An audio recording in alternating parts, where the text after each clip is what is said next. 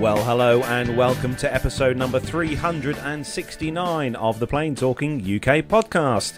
I'm Carlos, and in this week's show, a passenger knocks a flight attendant's teeth out, Stansted spends £70 million on its new baggage system, and get your credit cards ready because we have the ultimate aviation addition to your home. In the military, a Super Hercules crew receives the Distinguished Flying Cross and air medals for daring Afghanistan fight under fire. A contract fighter aircraft crashes near Las Vegas, and Russia begins development of a new single-engine Suhkoi fighter. And also, Dick Knapinski of the Experimental Aircraft Association talks to us about EAA's larger missions and some of their efforts and projects they've taken on for the aviation community last year and this year. So, joining me this week in the PTUK studios, because this is the first time I've been able to say this in over a year. Hello, Matt. I don't like it. I don't like it. I mean this. If you fart, I'm leaving. All right. I want to make that perfectly clear. Yeah. Yes, guys and girls, I am back in the PTUK Master Suite studios, and it's honestly, it's very weird. It's been over a year. It has been over a year. In fact, the last time that we had somebody sat here in the studio, in fact, the last time you were in this very studio, there was a Captain Nick sort of sandwiched between us, wasn't there? And then, we had Captain Nick here. And then Captain Nick arrived, and then it all... Yeah, absolutely. Yeah, absolutely. I'm still convinced he started it. How weird is that? This feels really strange.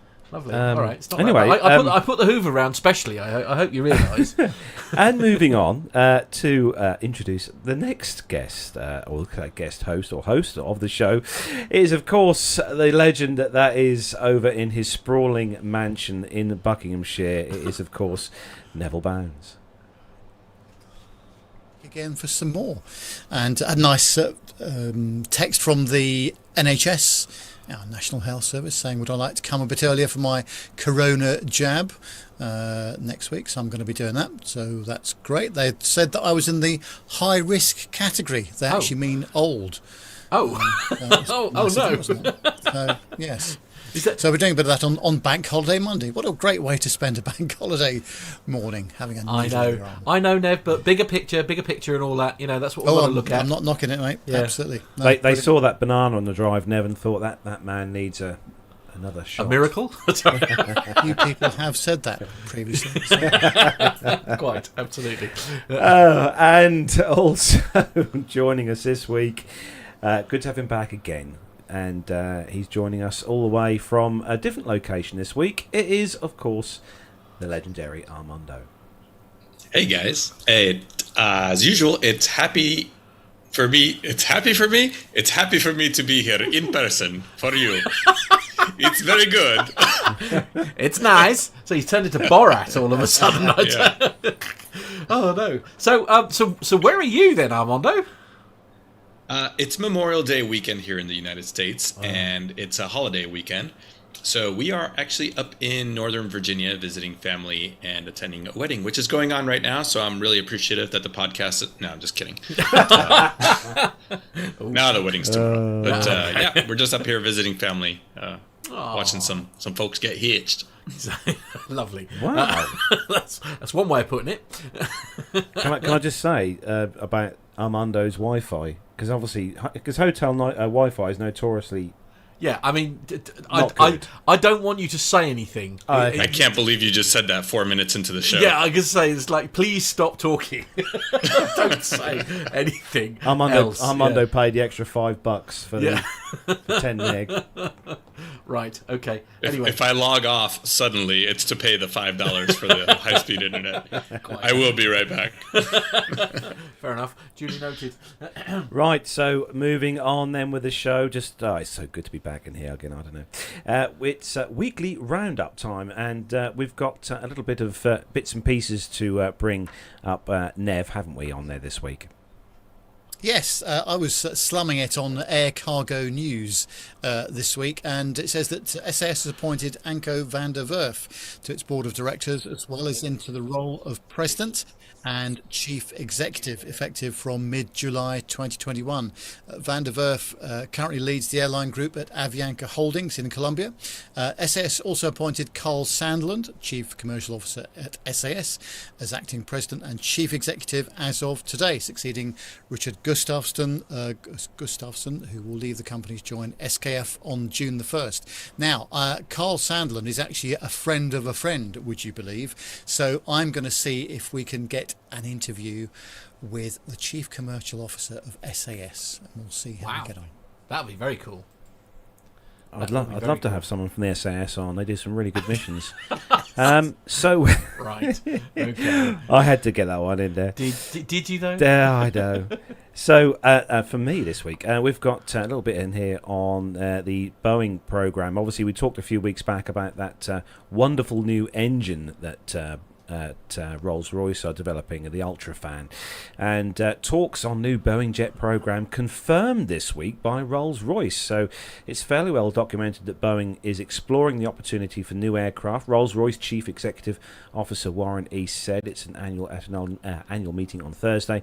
Like other engine manufacturers, I'm sure he said that we are in dialogue with Boeing about that. The discussions are different than they were in early 2019 when Rolls-Royce pulled out of the running to supply Boeing then planned mid-range model, East said. So it seems like Boeing are going to be using this wonderful new engine that Rolls-Royce are developing, which is going to be cool, because if you Google that, the UltraFan engine, if you Google the pictures of that, is a heck of a large-sized turbofan on there, I will say. But good news then for Rolls-Royce and Boeing. So, acknowledging everyone in the chat room as we do each week then. We're going to have a look at see who's joined us this week in the YouTube chat room. All the family members in there, as always. We're going to say good evening to Lee Davies. Hello to you, Lee. Sturman. Hello to you, Sturman. I've seen Sturman a few times this week, I tell you. Richard Adams. We've got Neville Barnes, obviously he's in there. He's keeping an eye on things. Captain Cruz, hello to you as well. Mazouz Karim. Hello, Mazouz. Hope you're well. Hope you're enjoying this warm weather we're having here on the East Coast. We have got Alex as well. Alex is also in the chat room. Hello to you, Alex. Masha. Hello, Masha. Hope you're well. Hope you're having the sun as well over where you are. We've got Jonathan Warner. Hello to you, Mr. Warner. Hope you're well. We've got Ray Davis as well. Ray Davis is in the chat room. Goodness. My word, it must be like sort of 2 a.m. where Ray is. Our main man, Micah. Hello, Uncle Micah. Hope you are keeping well. And Alan White as well. Hello to you, Alan. Hope you're keeping well as well. So we're going to just remind everyone, if you are listening to this show as an audio podcast and you want to join in the YouTube fun and the chat room that is each week, because it is a big laugh in the chat room. Everyone keeps us very amused in the chat room. Don't forget to go over to YouTube, search Plane Talking UK, hit the subscribe button, then hit the bell icon, the all-important bell icon, which is right next to be notified when we're live and recording new episodes, because we'd love to have you in the chat room. And also, we're going to start a new thing for our Patreon donators, aren't we, Armando, very soon? Yeah, thanks, Carlos. No, this is something we've been talking about for a while, and every once in a while we have a good production meeting where we try to come up with something special for our Patreon supporters, because we wouldn't be here without them. And I mean, to be fair, you say like a production meeting. Usually, what happens in these production meetings is we're being told off by John. That's usually what happens in these production meetings. As we used to say in the military, the 4 hosts are in receive mode, yes, and then John is in transmit mode. I think that's fair. Yeah, single-sided communications network. And so John said, yeah. So really, anytime we mention production meeting, it's just code for John told us to say. So in the production meeting, it was suggested. I wish they could hear him laughing. Anyway, sorry. That we do something special for our Patreon supporters. So we've tried to start something. It's just kind of private content. We're going to send out a link to a video, and this is going to be from all the hosts. And we did a little bit of this last year where you guys got a chance to ask us some private questions. We did right at the beginning of the pandemic. We had some Zoom sessions with our chat room and our supporters, but this is kind of building up on that. And Nev travels quite a bit, I'm traveling quite a bit, so we're kind of gonna make it a melange of aviation adventures. Good word, I like that. Yeah, and I wish to use that in a sentence. So I did. Yeah. But it's going to be up to you guys. So the Patreon supporters, you guys can talk to us about what you want to know about us, about whether it's flying or just traveling in general, or we could just talk about Nev's yellow banana. Yeah. Fashion. Anything you like. Yeah, absolutely. Yeah. Actually, it's worth noting for all our Patreon subscribers now, every few days in our group chat, me, Matt, Nev, Armando and John, we get videos sent to us by Armando of him flying various things. And honestly, we don't obviously get a chance to show all you guys the videos, but there are some cracking, maybe because some of them he can't share. Some of them he can't share. Yeah. But there are some really awesome videos that Armando does. Indeed. So for all our Patreon subscribers, you'll obviously have a royal treat. And those who donate by PayPal as well. Yeah, and PayPal. We will find a way of, because as I say, we don't really mind how you contribute to the show. We'll find a way of sharing with everyone. So well, and just to finish the teaser, this first one is just a charter trip that I did into Pilatus just yesterday. So we produced a video. It'll be out there. We'll have some content from the DC-3 training. It's from the type rating out in California. So that'll be, we've aired out a portion of it, but there was hours and hours of video that was taken. So we'll put out something like that. Steph and I said we would get together and do something about skydiving and take you guys on essentially a personal tour of the drop zones, her drop zone and my drop zone. There's just so much. So much that we can talk about. And love it. I never get to see first class, so Nev can talk to us about first class. Absolutely. Indeed. So that's the plan, guys, is as a reward for those who are very kindly sort of contributing to the show on a regular basis. We do really appreciate it, and this is our way of giving a little something back, basically. Yeah, I'm looking forward to that as well. I think I'll have to sign up as a Patreon. Right, okay. Right, so we are going to kick off this week's show then, as we do each week, with our rundown of the weekly news from across the world and the UK. So if all the team's ready, Matt, you ready? I think so, yes. I'll press that button there. Yeah, okay. Yeah.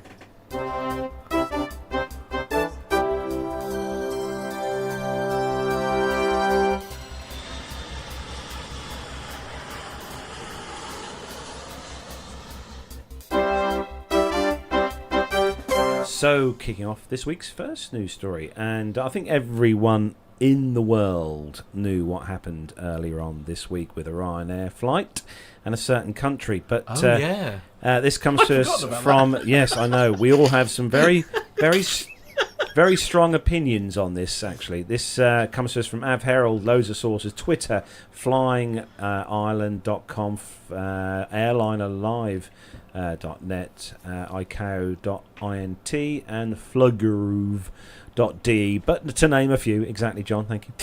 A Buzz Boeing 737-800 subsidiary of Ryanair Holdings plc, registration Sierra Papa Romeo Sierra Mike, performing flight FR 4978 from Athens in Greece to Vilnius, Lithuania, with 126 passengers and 6 crew, was en route at flight level 390 around 49 miles south of Vilnius, still in Belarus airspace when the aircraft diverted to Minsk in Belarus, located around 90 nautical miles east of their present position, where the aircraft landed safely around 25 minutes later.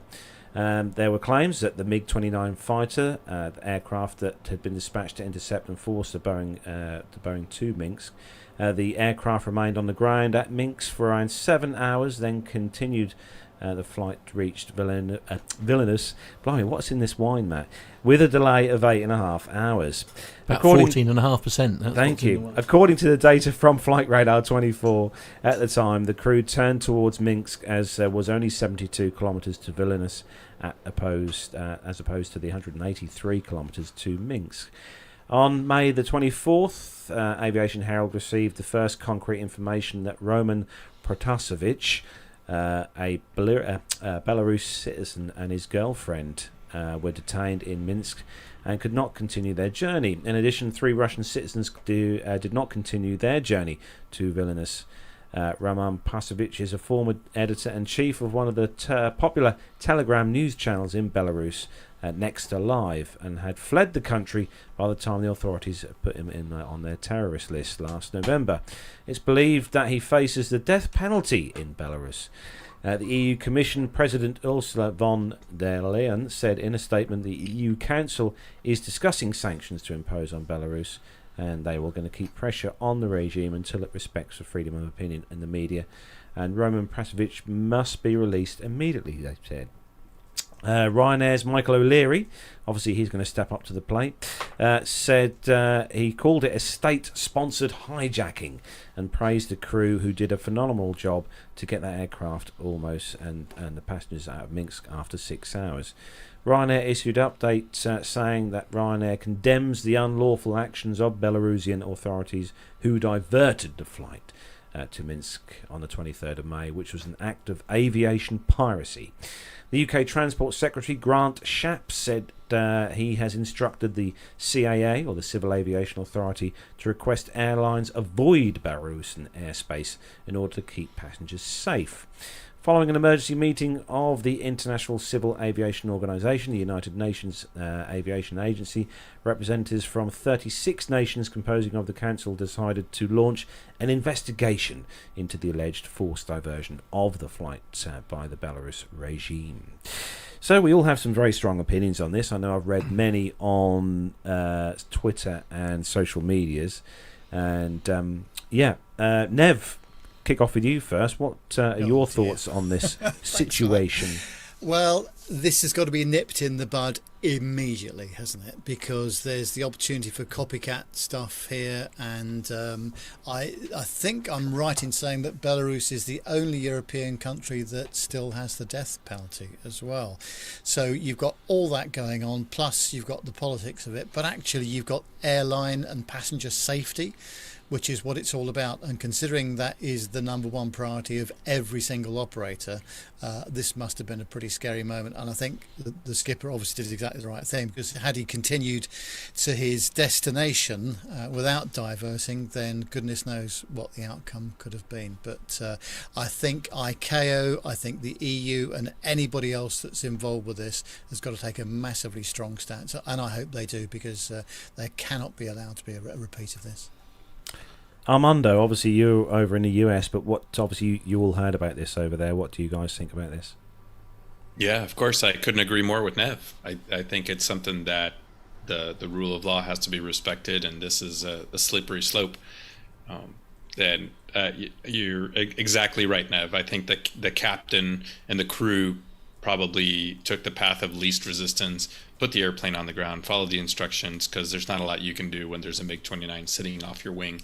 So, I mean, something like this is almost out of the realm of comprehension here domestically, at least. So, yeah, we'll see what happens with this. I think an investigation is the least they could do.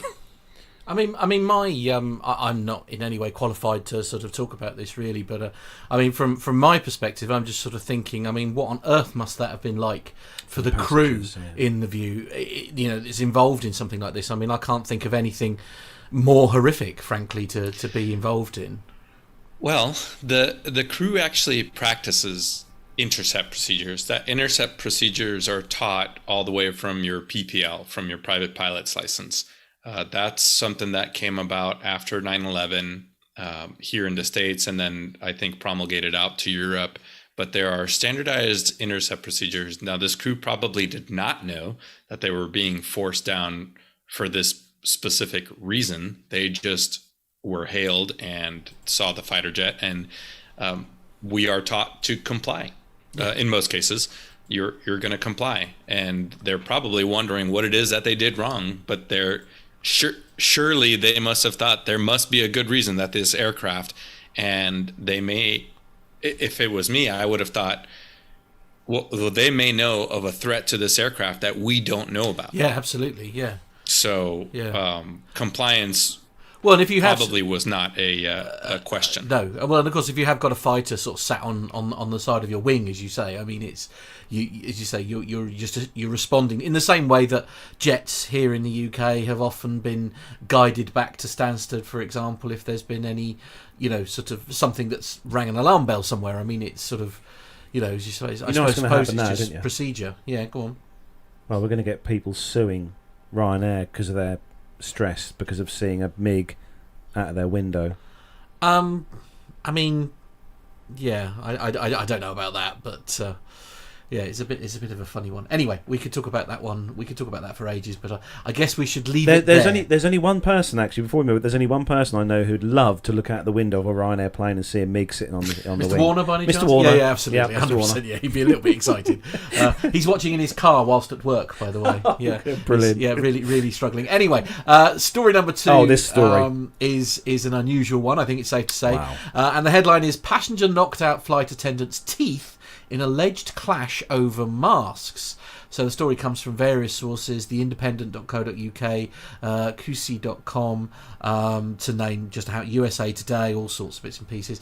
A video has emerged of a Southwest flight attendant having her teeth knocked out by a passenger. I want to say Viana, 28, who was arrested, was removed from the plane and charged with felony battery causing serious bodily harm, according to QC News. The incident occurred on Sunday the 23rd of May following landing in San Diego from Sacramento, according to a representative from the airline. He said that a passenger repeatedly ignored standard in-flight instructions and became verbally and physically abusive upon landing. Eyewitness Susan Marie said that the flight attendant told her to keep her seatbelt fastened while they were still moving. What I saw was the flight attendant in the front suddenly start screaming, "No, no, no, stop," and running towards the back. On the 24th of May, the president of the Flight Attendants Union, Lynn Montgomery, wrote to the company's CEO in an open letter saying the flight attendant was seriously assaulted, resulting in injuries to the face and a loss of 2 teeth. Miss Montgomery appealed to the CEO to improve working conditions on planes in her letter. On average, a year would see 100 to 150 incidents take place. The letter was part of a larger plea to upper management about the working conditions faced by aircraft staff, beginning by highlighting that there had been 477 passenger misconduct incidents between the 8th of April and the 15th of May. They are asking for tighter implementation of their policies and harsher punishment for badly behaved customers. Today's travelling environment requires a new level of firmness in both tone and direction to ensure proper control in the cabin of our aircraft, as the attitudes and behaviours of flying public have unfortunately declined. I mean, I'm a little bit sick of saying this, really. It's just why is it so difficult to sit there and pay attention and do as you're told by the people who ultimately, even with low-cost airlines, have your safety at heart? It still beggars belief, as far as I'm concerned, that people do this. I mean, me and John had a discussion about this last night, actually, when we were doing showy stuff, and we were sort of just trying to decide what the ultimate punishment would be for someone who's done this. And I think, obviously, the first one, a ban from that airline for life. Yeah. So that's the first one. A nice big cash fine. Right. That'd be another good one. And then we were sort of toying on the idea whether a complete ban from flying for life would be too much or not enough, or okay. I mean, my gut reaction is go nuts. Frankly, I mean, I can't. It really annoys me. What do you think, Nev? What do you think would be the best punishment for someone doing something? I don't know what all the protocol is, but I'm sure that airlines share information between them, even competing ones about unruly passengers. And just think about this, thank goodness there was a fairly large chap, regular passenger, that got involved, because I think this could have escalated even further had he not got in between the two of them. And it just goes to show how volatile these situations could be. But absolutely, I think that as a minimum, she should be heavily fined, possible prison sentence, and banned from the airline for life. That's the starting point. And if they want to go further, or if the airport and the operators want to go further, then, as you say, Matt, fill your boots. Absolutely. Yeah, it's just disgusting, isn't it, really? Armando? Well, there is certainly a no-fly list for a reason. Yeah, that was originally developed for a different reason. But if somebody is posing a threat to the crew, then that's certainly a viable option. I don't know the legalese behind that. I don't. This is an interesting one, because I don't know that additional punishments and fines, aside from the individual. So how do you publicize that? So do when you're boarding now, do you tack on an extra statement on top of all the COVID statements that say, hey, just a reminder, it's a federal offense to assault the flight crew? Or do you tack it on to the safety brief? I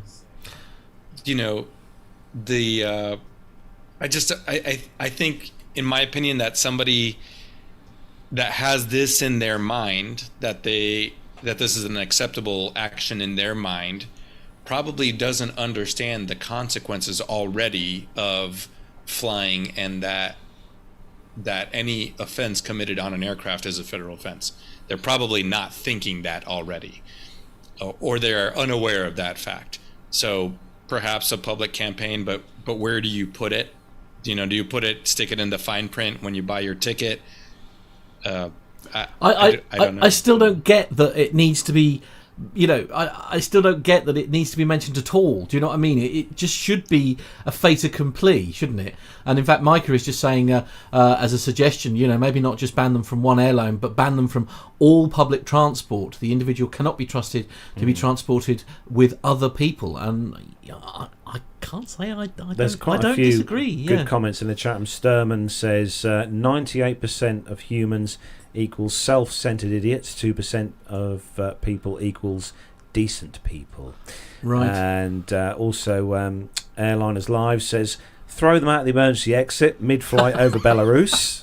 That's right. Yeah. Okay. I mean, that's one solution. Yeah. Lee Davis says, but any passenger who is aggressive should never be allowed to fly again, which is also a good point as well. And Jenny in Rome as well. Jenny's joined us as well. Hello to you, Jenny.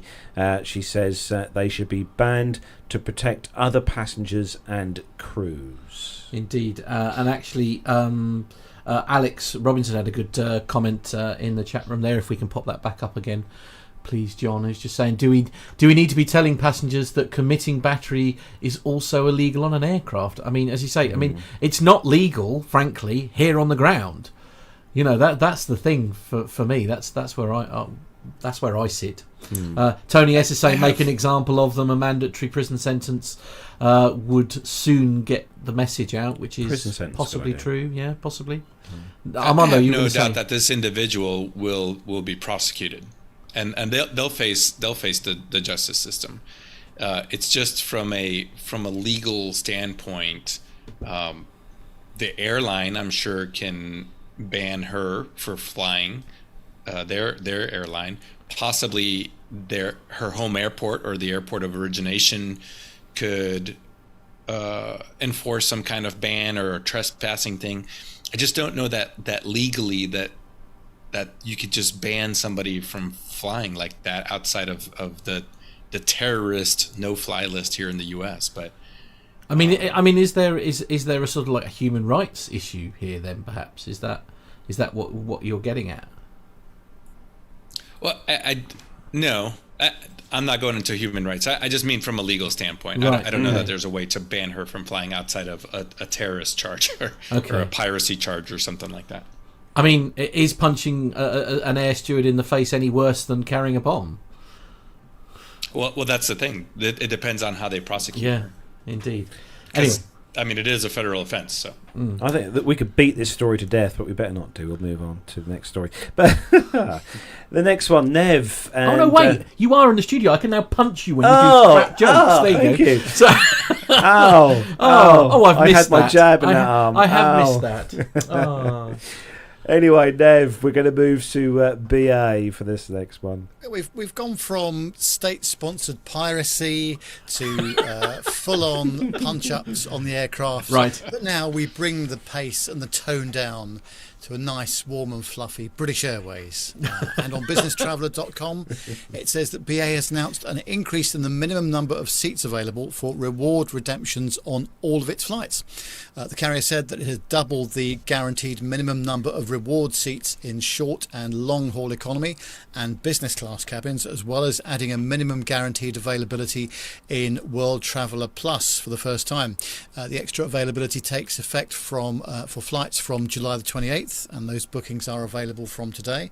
And it sees the minimum number of seats in Club Europe and Club World increase from 2 to 4, and in Euro and World Traveller cabins from 4 to 8 seats. In World Traveller Plus, there'll now be a minimum of 2 seats available for reward bookings. Commenting on the news, Tom Stevens, Director of Brand and Customer Experience at British Airways, said, "Our members appreciate the benefits their executive club membership brings, but the feedback we hear is that people would like us to make it easier to book flights using Avios. We hope this means that a family holiday or that big friendship group trip away will be much easier to book using Avios."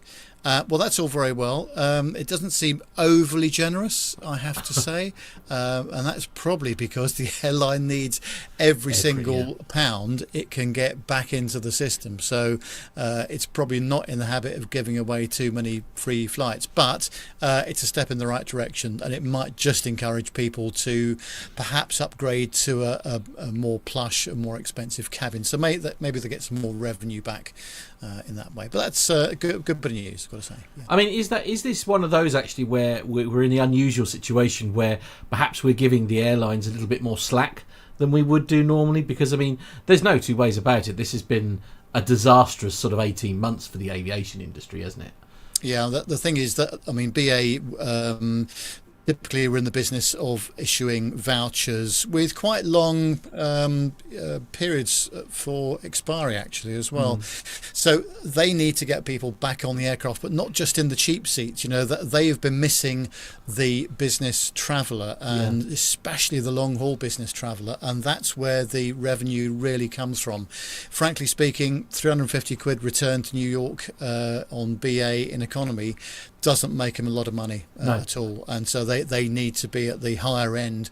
But I think if they're a bit more generous with the Avios program like they're talking about here, this is going to encourage more people to come back on. But so many people are saying it's going to be 2023 or maybe 24 before we're back to the levels that we left it at 2019, which is horrific when you think about it, you know. Yeah, that is. I think there's a Eurocontrol. I think John just said in my ear they're talking about it not going back to normal levels until like 2025. Oh yeah, that doesn't surprise me at all. No, I guess it can't. It's one of those, isn't it? It's and of course we're still in a situation. For example, I think you can travel to the States for business, can't you? But of course, flying for holidays and things to the States is still not being permitted. I think. Am I correct? Well, I hope that changes before December. They've got the next opening up of the country at some point, and with the government's green, amber, and red lists changing all the time. So there's a lot still to go through, and I think it's going to be a while before we get back. But I think the airlines are doing their very best to try and accommodate all these situations. But of course, they are in pretty dire straits themselves. Yeah, I think so. No two ways about it. Absolutely, couldn't agree more. Armando, you've got a new airline. Well, I'd like to think that this was breaking news, that we broke this news last year. Now, we were one of the first live news outlets to report that Breeze was coming. So this is from Flight Global. This has actually been big news here in the United States, and it's been covered by most of the media outlets. But the first Breeze Airways flight took off from Tampa International Airport, 10:44 local time, yesterday, 27th May, marking the launch of the new airline in the U.S. and another chapter in the startup-studded career of founder David Neeleman. Most of its 118 seats were occupied, including one by Neeleman himself. The Embraer 195 climbed over Tampa Bay, headed north for Charleston in South Carolina as Breeze Flight 1. It's a monumental task, according to him, achieving Federal Aviation Administration certification and getting Breeze airborne. It was a really difficult process getting this certification. Neeleman predicts that the discount airline Breeze will generate demand by its very presence on routes that currently have very little or no commercial air service. Breeze begins operations with the Tampa-Charleston flight and an onward flight number 2 from Charleston to Hartford, Connecticut. In the coming months, it intends to add 9 routes from Tampa, several others, including Charleston, New Orleans, Norfolk, Virginia. Breeze is taking to the skies with 2 E-jets, expects to have 13 of those, including Embraer 195s and 108-seat Embraer 190s by this summer. The company expects in October to receive the first of 60 on-order Airbus A220s and to take roughly 1 A220 delivery for the next monthly for the next 5 years. But it has no plans to currently acquire any narrow-body aircraft larger than the A220, according to the spokespersons. So executives have declined to specify where exactly Breeze will deploy those Airbus A220s, but it's been noted that the jets do have transcontinental range, and Neeleman says that such routes from Tampa to cities in South America make a lot of sense and are not out of the question. So there you go. I mean, it just seems so bizarre to me at the moment that in this current climate, somebody would be. I mean, I guess it's one of those where it's been build it and they will come, says the SD. That's very true. It's Field of Dreams, isn't it? That, if I remember correctly, right. Yeah. Yes, if they build it, they will come. It's one of those, isn't it? It just seems like the wrong time to be doing something like this. But then I guess they've been planning this launch for years, haven't they? I mean, They have, but there's some room in the market. There's a couple airlines that went under, a couple regional airlines that went under here in the U.S. over the course of the pandemic. So there is room. Now, the model of serving underserved cities is a long-running one. SkyWest has made a huge success of doing that.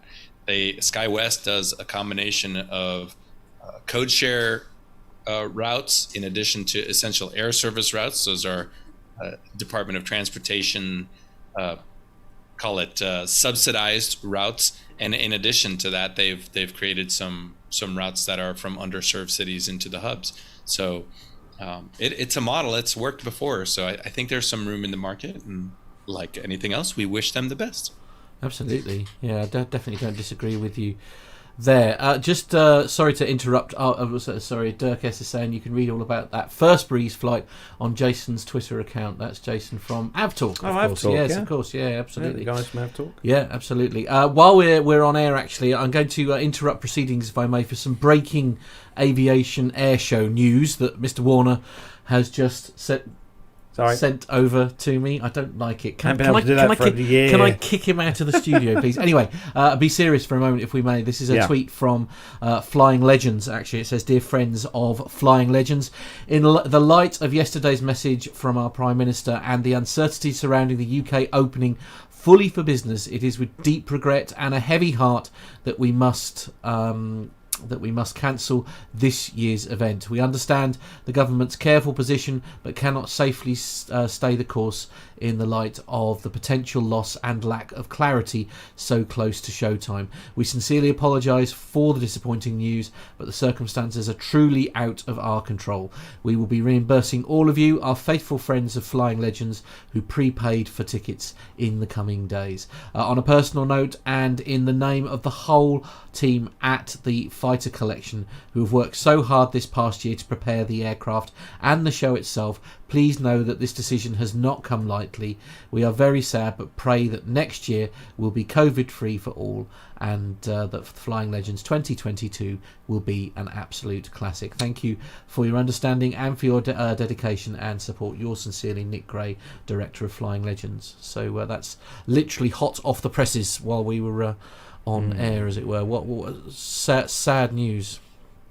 There is apparently one type of air show running, and you can hear about that later on in the show.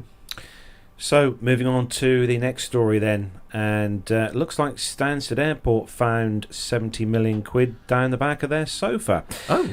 So, this comes to us from the businesstraveller.com, and the headline, Stansted Airport unveils £70 million baggage system. So London Stansted Airport has revealed a new state-of-the-art baggage system described as the longest system of its type in the world. The revamp took 4 years to complete and marks the largest upgrade to the airport's baggage network since the terminal opened in 1991. The work was initially carried out in stages to minimise disruption, but the airport stated that the drop in traffic due to the COVID-19 pandemic meant that it could be completed ahead of schedule. The project involved replacing the ageing setup of conveyor belts and chutes with 2.4 kilometres of track and 180 automated carts. The low energy and fully automated Buma Autova baggage handling system has been designed by airport luggage expert Buma Group. It's described as being faster and more efficient than the one it replaces, they said. According to the airport, it operates at speeds of up to 5 metres per second, meaning that it can take around 6 minutes to transport bags from check-in to be ready to be loaded onto the aircraft. The aircraft has released a video, which Matt's playing for you guys watching on the YouTube stream, of the system going through its operational readiness trials in February. And it's safe to say it looks very nice and clean and shiny and tidy. There's no labels stuck everywhere. No, I wonder how long that'll last. Yeah, absolutely. But you have to think, 2.4 kilometres of track. What happens when someone sends their oversized suitcase through? Well, I don't think it'll get that far, will it? I think it'll have been wheeled out, be weeded out before it gets there. But I think, we make it sound like this has all come as a massive surprise. Again, it's one of those, I suppose, where I assume this has been planned for a long time, if you see what I mean. So I dare say this is just like the fruition of a plan that's been in place. 6 for a minutes, number of years. Though. That's good going. From the minute you pop it on the scales and through to the aircraft. Yeah, John is saying in our ears it's badly needed, apparently. Yeah. Yes, but here speaks the voice 70 of, quid. Quid. Indeed. That is a heck of a lot of money. But it's quite a system, isn't it, at the end of the day? However you dress it up, it's a mad system. It does look good. Yeah, it does look good. And it's needed, yeah. Yeah. Okay, on to the next story then. Oh, my favourite airport. Oh, joy. Anyway, I'll say the words. Some more wine, I think. I'll say the words Luton Airport, and then you'll understand why he's so distressed. Airport-world.com and businesstraveller.com are our sources for this. And the headline is Luton Airport unveils new digital services across the terminal. So London Luton, that still makes me laugh. London Luton Airport has launched a range of new digital services to improve the passenger experience. The new services include the introduction of unlimited 10 megabits per second Wi-Fi across the terminal building. Wow, indeed. The creation of a contactless F&B ordering services and the opportunity to rent portable mobile chargers for the duration of the trip. London Luton Airport marketplace has been set up to allow customers to pre-order food and collect it from the shops contact free. Passengers can scan a QR code from the armrest of their seat in selected areas or visit marketplace.london-luton.co.uk on mobile devices. At the moment, the service The service applies to Smithfield and 2 Pret-a-Manger shops, but will extend to more venues as restaurants reopen. Newly installed digital kiosks allow passengers to scan their boarding passes for personalised flight details, including boarding time, gate number, and the quickest route to the gate and average walking time. If there is plenty of time before the flight, the system will also suggest places to eat or shop and provide details on the latest or offers. The airport has launched a partnership with Europe's largest phone charging network, Charged Up. The partnership makes portable power banks available to rent from 11 stations throughout the terminal, a first in the UK airport. Travellers can rent a power bank, take it on board their flight, and either return it to London Luton Airport upon their arrival back in the UK, or automatically purchase it after 10 days. This service will alleviate the need for people to congregate around power supply points throughout the terminal to maintain social distancing. Claire Armstrong, head of passenger services at London Luton Airport, said, as well as improving the passenger experience, these new services are part of the airport's efforts to keep passengers safe. I must admit, the power bank thing is a brilliant idea. And yes. I saw the pictures of this on the story. I wonder how much they're charging you, though, to take it. If you don't. Me and John did talk about this last night. And one of the things I was just thinking while you were reading that story, Matt, is if you're renting this power bank, do they assume that you've brought your charging cable with you that will fit your... Or does it come with charging cables? Surely you don't travel without access to your power cable. I do, but there might be someone who might not have their... I mean, Nev has the equivalent of a saddlebag, for goodness sake, with all his various what do you think, Nev, bits and pieces about all this, all this tech? I'm in two minds about it, really. I mean, on the one hand, it does sound like a useful thing, but most people are self-sufficient these days, aren't they, with external power for their devices and that kind of thing. I mean, I'd be a bit apprehensive. They're so inexpensive. Okay, I mean, they might go into thermal runaway and explode and have lots of fire, but that's right. Hey, that's that's life now. It seems, yes. But I'm not so sure. Myself, but what do I know? I don't use that airport, so I won't have the experience. God, just don't ever do it. I mean, to be fair, I think the only time that Carlos uses it is usually under duress, and it's because as I said to John last night, the only reason that me and Gemma use London Luton Airport is because the flights to Malta are bloomin' cheap from there. Right. Okay. Well, that's as good a reason as any. Is it a nice airport to drive to? No. Is it a nice airport to go through? No. Oh, I think that's a little unfair. I think it's a much nicer airport than it was. It's improving, but it's a much better airport than it was. Yeah. But I can't disagree with you about the journey. I don't know whether it's just because of where we are in order to try and get to it, because there just isn't a nice, because it's A505 and it's just not a nice road to get to, is it? But I don't know. Have you ever had any reason to go there, Nev? Oh, I've flown from Luton a couple of times to Mallorca on Britannia 737 back in the day. I've flown to Ireland on Monarch, I think. No, actually, that was a Britannia 737-200 as well. But no, this is not one of my favourites. No, but in terms, as I say, for us, it's an impossible airport to get to, really. But I mean, to be fair, we live in East Anglia, so anywhere is impossible to get to. But how is it for you? How is it for you travelling wise, Nev? Is it an easy airport to get to? Oh, it's only 45 minutes, right, across country to get there. But for the last, it seems like 10 years, that may be an exaggeration, but it seems like the last 10 years, the whole place has been a building site. Now, I realise that most airports are a building site, and you could say the same about Heathrow, because there's always construction on the go there. Yeah, but not to this level. It's never-ending changes of traffic patterns and parking, and where you can and where you can't go, and where the departure lounge is now, and all this business. So, yes, sorry. Apologies, Nev. It's, if you could probably see on screen, Captain Al's just a message has popped up there. It says, "Where you two live anywhere is an epic journey," which is fair, I suppose. He's right, and actually Schiphol in Amsterdam is probably closer for you than Luton, isn't it? I would imagine. Yes, easier to get to. Yeah, it's certainly easier to get to. Yeah, definitely, absolutely. I can't disagree. John has just put a little note in here in the chat here for us, and apparently option one, you got three options with these power banks. You can pay £2 an hour which is capped at £5 a day. Quite how that works, because £2 and £2 and 2 is 6. Anyway, option 2, pay per day, so £3 a day. Okay. And you can purchase the battery, so bear in mind how much these power banks are if you bought one online yourself. You can purchase one of these for £30. Yeah, but presumably they're not the dodgy ones that you buy from Wish, Carlos. They're probably I never buy from Wish. They're probably. I have never. Yeah. I may look at Wish, but I haven't yet purchased anything from Wish.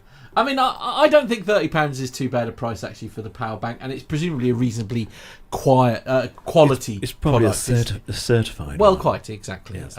Anyway, we'll move on. Nev, what's going on here with Emirates? Well, talking about revenue, there's not much revenue going on this flight, that's for sure. This is from the Carly Times and TravelDailyMedia.com. It says that Emirates recently operated a flight from Mumbai to Dubai with just one passenger on board. EK501, which was an Emirates 777-300ER with a capacity of 360 passengers, operated from Mumbai to Dubai on the 19th of May with one passenger. The UAE suspended entry for passengers from India on April the 24th, with only certain categories allowed to still fly into the country. These include members of diplomatic missions, golden visa holders, UAE nationals and passengers exempted and or granted permission to enter by the UAE authorities. The Times of India reported that the Dubai-based Stargems Group CEO Bhavesh Javeri, a golden visa holder, was the sole passenger who flew on EK501 from Mumbai to Dubai, paying £175 for the one-way economy class ticket. As the crew welcoming him onto the flight, the captain says, "Usually I do a big announcement, but since you're the only one here, I'm only going to give it to you. Very but I'll personal. give you a tour of the entire aircraft." Wow. Whilst this situation is not unheard of in these COVID times, one passenger on an aircraft as large as a 777 is definitely a rare luxury. Emirates, though, have a reputation for luxury, and a reputation further cemented by the announcement they were recently voted best airline worldwide for the 8th consecutive time by the Business Traveller Middle East Awards 2021. The airline also took home accolades for airline with the best first class and airline with the best economy class. So you can't argue with that. But no, let's hope the airline didn't lose his luggage or anything nasty like that. So, yeah, that would be strangely ironic, wouldn't it? Yeah, absolutely. Yeah. Captain Al says, I believe that today's A380 arrival into Manchester had approximately 30 passengers. Ooh, wow. dear. Wow. And that is private just jet. as we're talking about revenue and trying to get back to how we were, that's that sort of stuff is not going to help, is it? No, indeed. Now, actually, I believe we have a video from said individual traveller on the 777. So let's give this a little listen and see what he had to say. Hi guys, welcome to Babish Special. I'm not normally the person who takes videos, but today I felt special because I think I'm the only passenger on the Emirates flight to Dubai from Bombay.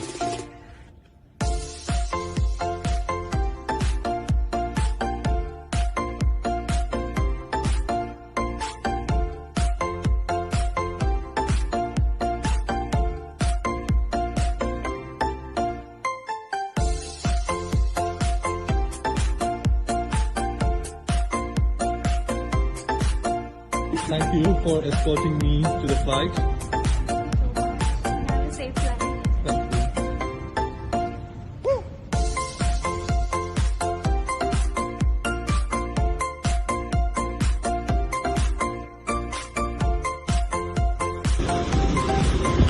Hi, how are you? Good morning. Good morning. Thank you. Thank you all. Hello. Oh, really? Thank you guys.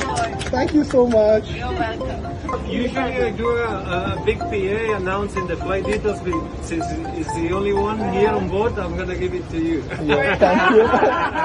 Thank you so much. I'm honored to be the only one on the flight. It will be great. I'm so happy next I might time. give you a tour of the entire plane. Yes. 777. Wow. Just for you, huh? Last time I did a charter was a 13-seater. When I flew down last year in lockdown. Okay. But this is more exciting than Of anything. course. Yeah. And we need to Captain. Can I take help? Yeah, of course. You know, with the COVID and everything, you have... No worries. We have some hand sanitizer there, so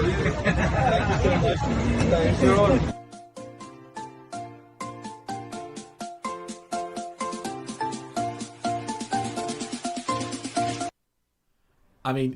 I mean, wow. 40, yeah. I mean, there's a lot of crew there for one individual, isn't there? There's no two ways about that. I have one question.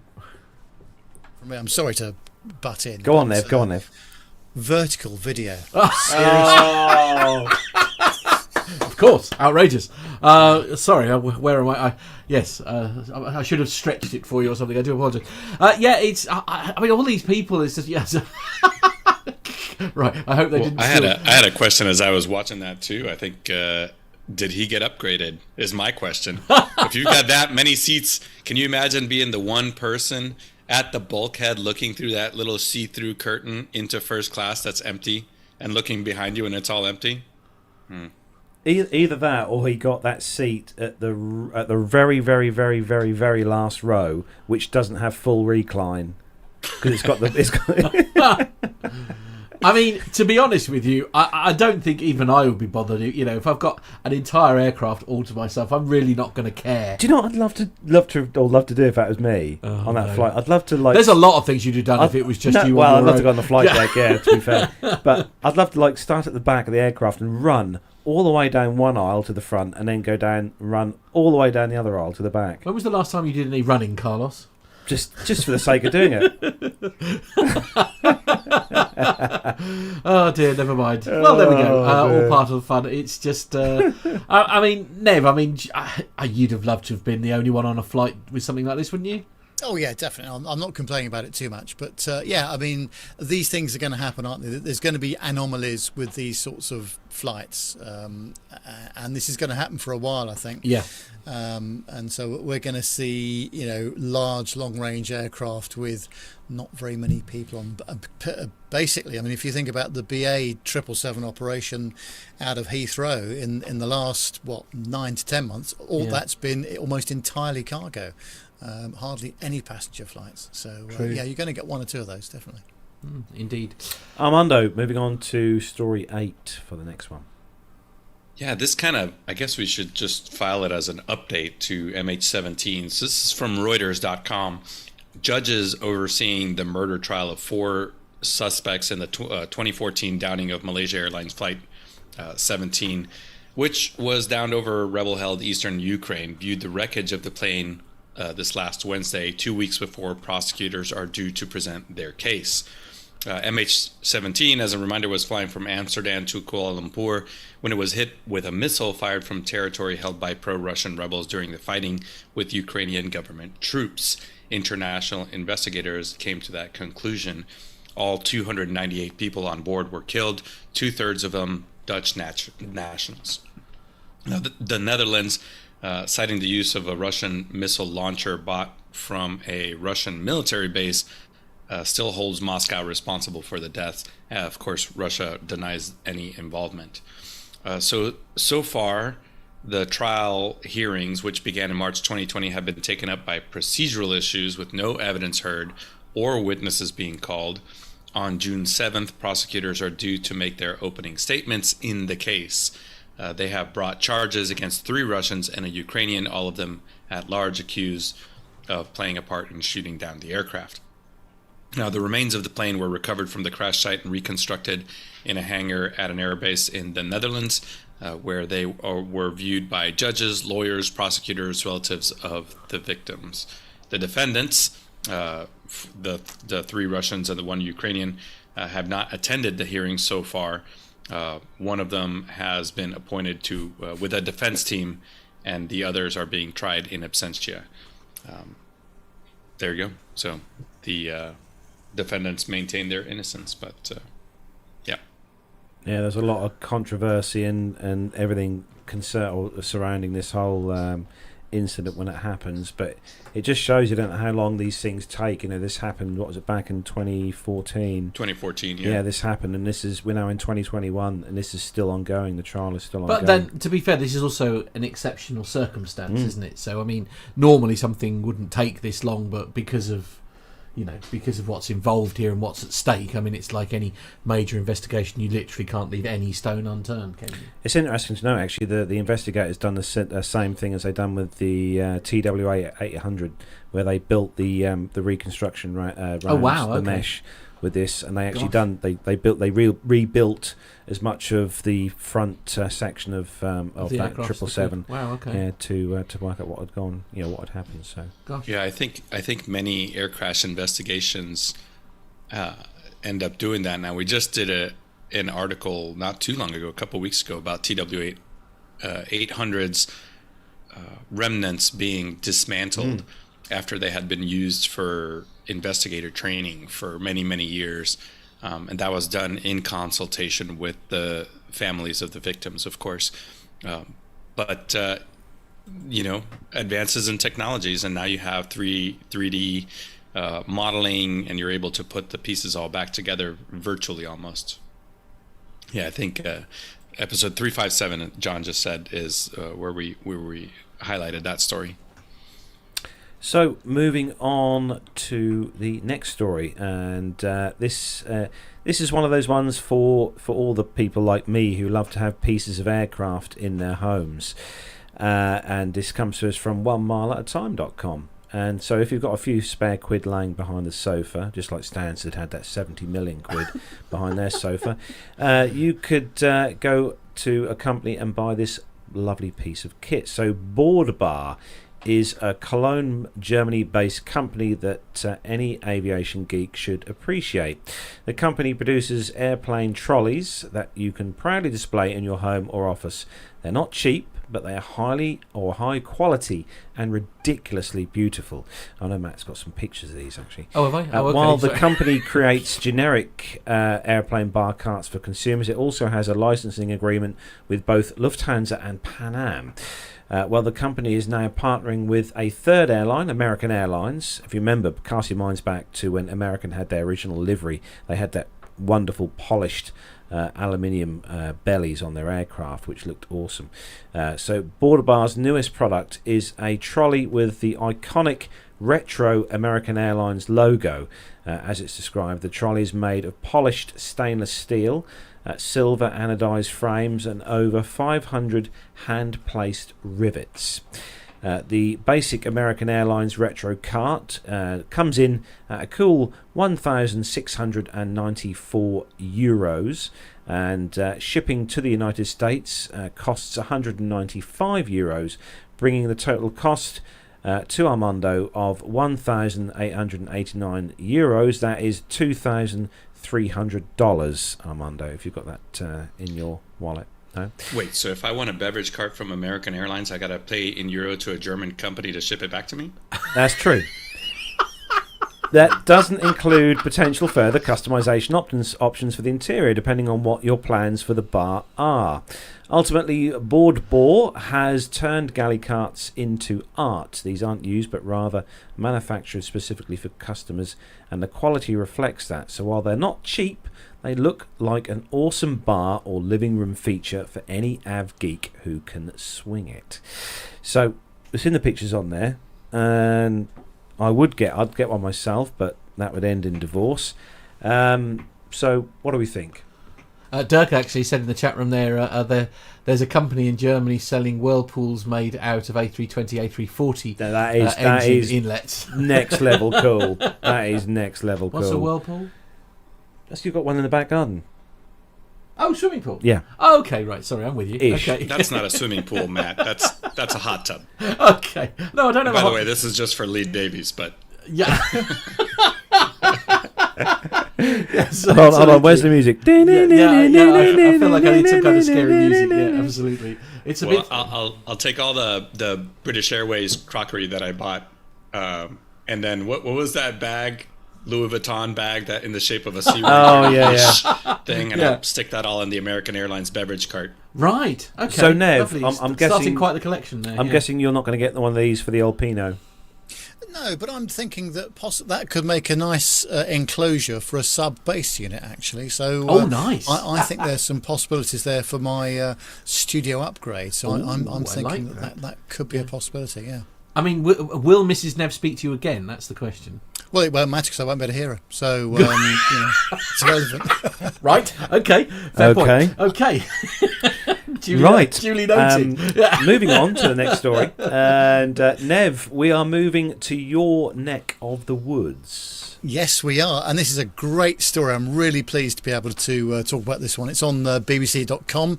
And it says that an 18-year-old pilot is hoping to become the youngest person to fly solo round the world in a single-engine aircraft. Travis Ludlow from Ibstone in Buckinghamshire, which is just down the road from me, took off from Wickham Air Park to start his journey. He's hoping to complete the 24,900-mile journey, taking in Europe, Russia and the United States in about 45 days, taking in about 60 stops across 9 countries.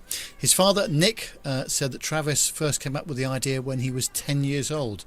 Travis began flying aged 12 and at the time became the UK's youngest glider pilot at 14. The journey will take him across Europe, through Russia and America, before returning via Canada, Greenland and Iceland. His first stop will be in Holland, where he'll officially start his record bid, but he's most looking forward to travelling across Russia. Foreign aircraft like this have only been able to enter the country since 2018, so it's new and unexplored for pilots like us, he said. There are a lot of negative connotations with the younger generation, and I feel my doing this can inspire people and show all generations anyone can follow their dreams. The current record is held by Mason Andrews from Louisiana in the US, who completed his flight around the world aged 18 years old and 163 days in 2018. Guinness World Records said any such record attempt can take a number of weeks to verify once completed. A spokeswoman said in order to break the record, Travis must supply an official flight log containing details of all takeoff and landing times, as well as photographic and video evidence and witness statements. She said the route must also surpass a distance of 24,900 miles. Now, if you're a fan of the Flying Reporter channel, which I am as well, you might have seen John interviewing Travis the other day on his channel. A fascinating character, and it's amazing, isn't it, that you can do all of this. I don't know if he's got a driving license now, but certainly at the age of 12 or 14 he wouldn't have had. Oh yeah, true. But I'm really looking forward to hearing some great stuff about this. But let's see how he gets on. But be a fabulous thing to do, won't it? Absolutely, it's such a cool thing as well, isn't it? It's something you're never going to forget, is it? That's a real one in a lifetime moment, isn't it? Just hope he doesn't fly anywhere near Belarus. Right. No, probably give that a miss. Yeah. As Richard Adams says, it will look a bit small next to a MiG-29. Good point. Well, will the MiG-29 be able to fly that slow? That's the ultimate question. That's a good point, actually. Matt, how very technical of you. MiG-29 do 85 knots. Yes. I suspect probably not. No. Well, I mean, I'm in my defence. Ask Armando. I'm only basing that purely and simply on the fact that this has got a little prop engine on the front of it, and one of those MiG things has presumably got some kind of jet engine. Well, that is true. Armando, what do you think? Would a MiG be able to? They'd have to fly at near enough stall speed, I'd imagine. You would be surprised. Oh, really? There we go. Okay. Say no more. Okay. You heard it first, yeah. Indeed. Well, you got to admit, it goes through 85 knots twice. Once when it's taking off and once when it's slowing down. Yes. So it can fly at 85 knots. It is the answer to your question. I mean, sure. Yeah. No, I think they can actually fly pretty slow. They, I forget, nope, that was MiG-21s. There was... This is way back in the day. There was a organization called Brothers to the Rescue, and they were actually intercepted and shot down approaching Cuba, Havana. Now, I think that was either a MiG-21 or a MiG-23 that took them out, but they were able to get a shot on it and slow down. So, gosh, yeah. 107 knots, we're being told in our ear, is the lowest speed that they can do. In cruise. That is the cruise speed of a Cessna 172. So right. Oh well, there we go. With a tailwind with one passenger on board. Okay, good. Right. That's minimal, right? Okay. Yeah. Yes, it's verging on stall, no doubt. Yeah. But there we go. Okay. Right. What's next? So that is where we bring the commercial news to an end. I think you'll agree that was quite a good commercial news segment this week, guys. Well done.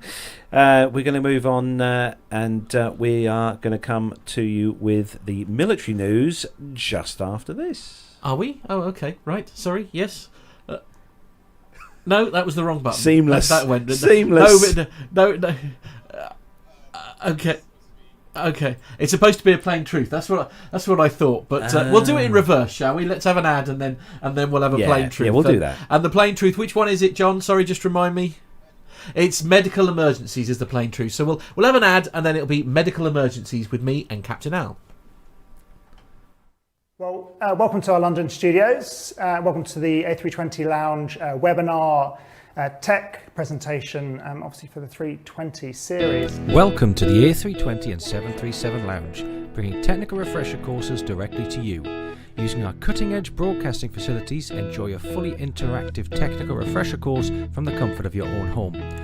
All of our webinars are live and you can ask your instructor a question at any point during the day. All of our instructors are highly experienced and can help you. No more expensive nights away from home, no new software required, just an internet connection. Courses are run at regular intervals, so check out A320 Lounge and 737lounge.com for more details.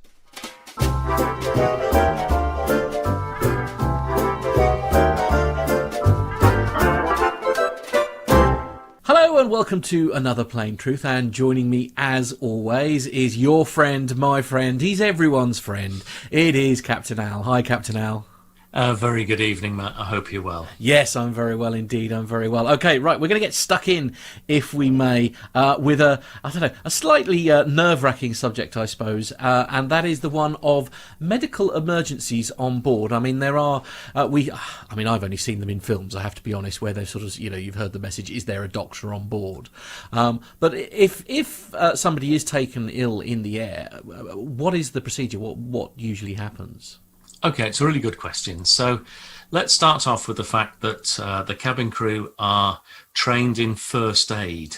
Now, that is, basically you've been able to administer that simple level of first aid. Within the cabin crew cadre, there are quite often people who've trained as nurses, very occasionally doctors. We're very lucky to have those amongst us, but they tend to be largely in the minority. So typically the first thing that will be asked, as you've already said, is that we'll reach out to the passengers on board to see if there is a doctor, or and you quite often it will be specified, so it would be a medical doctor rather than say a doctor of law. They're not a lot of use in these circumstances. Quite, yes. Or a nurse, and quite often someone will come forward. In the meantime, what will be happening is the cabin crew will be taking information about what's happened, trying to assess the situation. And then it largely comes down to the nature of the flight that you're on, and indeed the airline that you're operating with. So if it's a short haul flight, the likelihood is that the information will be fed to the captain, and he, in collaboration with the senior cabin crew member, will decide what they're going to do.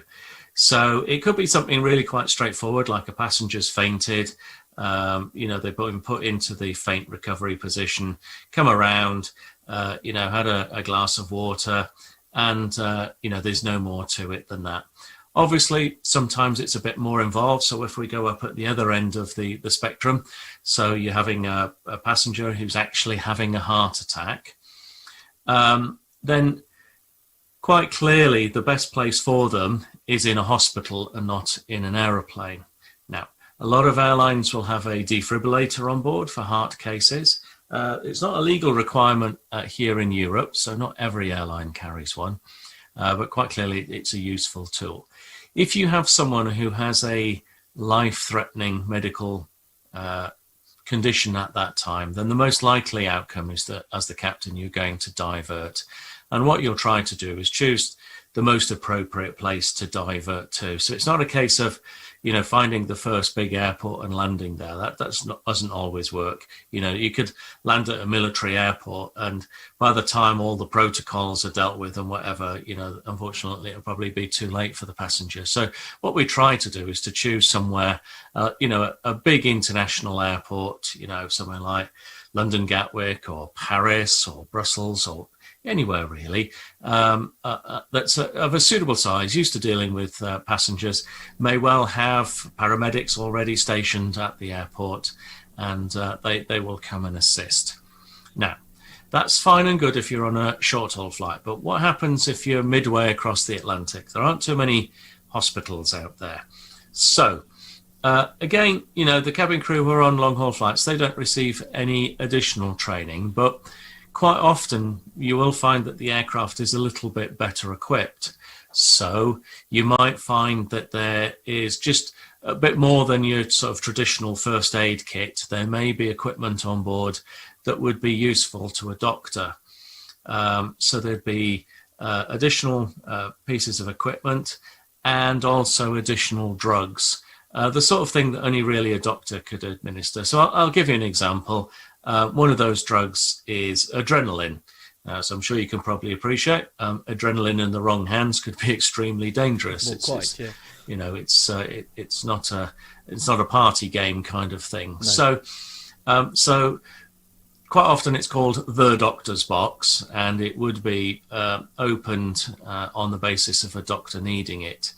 Now, in addition to that, you will also find that a lot of airlines have access to basically what you might find in the accident and emergency department of your local hospital, a triage facility. So we can access that in a few ways by using radio, which can be a bit tiresome. On a lot of aircraft these days, we have a satellite telephone. That's great because it's just like phoning up someone. And then on some aircraft that have the ability to get reasonable bandwidth on in-flight internet, you would also have the position to be able to basically have a video link with the triaging department on the ground. So you can establish a video link and basically do some remote diagnosis with the doctors on the ground. So the way that normally goes is exactly like your A&E. You present the initial findings of what you've got, and the triage staff there will feed you through. So if you've got someone with a suspected cardiac problem, very shortly they will put you through to someone in the cardiac department within that hospital, and they will take it from there. And we're also in the position where we can, via the internet, send down, say, for example, the data from the defibrillator, which we could be using as an ECG. So the cardiologist would look at the ECG data from this patient who's in the middle of the Atlantic. Wow. So there's an awful lot to do. I mean, I have to say that the majority of occasions where we have medical issues on board aircraft, they are fairly minor. It's usually someone feeling a little bit poorly. Invariably, that's because they haven't eaten before the flight and their blood sugar levels have dropped a little bit of stress and anxiety. Or someone who's just fainted. Serious medical conditions brought on in flight are rare and unfortunately don't seem to be getting any worse as time progresses. So it's a good thing. I mean, a lot of airlines will medically screen people before they travel. So, for example, if you've been poorly or you've been in hospital, the airline will require a doctor to actually say, yes, this person is fit to fly, before the airline will accept them. So, yeah, lots of resources available, even in the middle of the Atlantic or in the middle of nowhere. I mean, it's a lot more involved than I guess I was sort of expecting. Almost, actually, as you say, sort of dialing in and getting triage advice and things like that. But I suppose in an ideal world, you'd like a doctor on board every single flight, I imagine. Yeah, the interesting thing there, though, is that quite often you'll have a doctor on board. But say, for example, if you've got, let's just say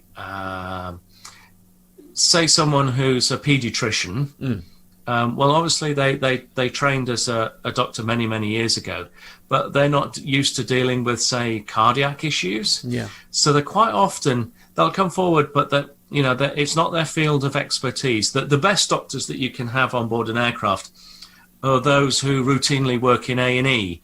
Because they're used to seeing everything every day, but no, it's always great to have the help of medical personnel, and indeed airlines quite often are very grateful to medical personnel coming forward. So we might give them some extra frequent flyer points or a bottle of champagne or whatever.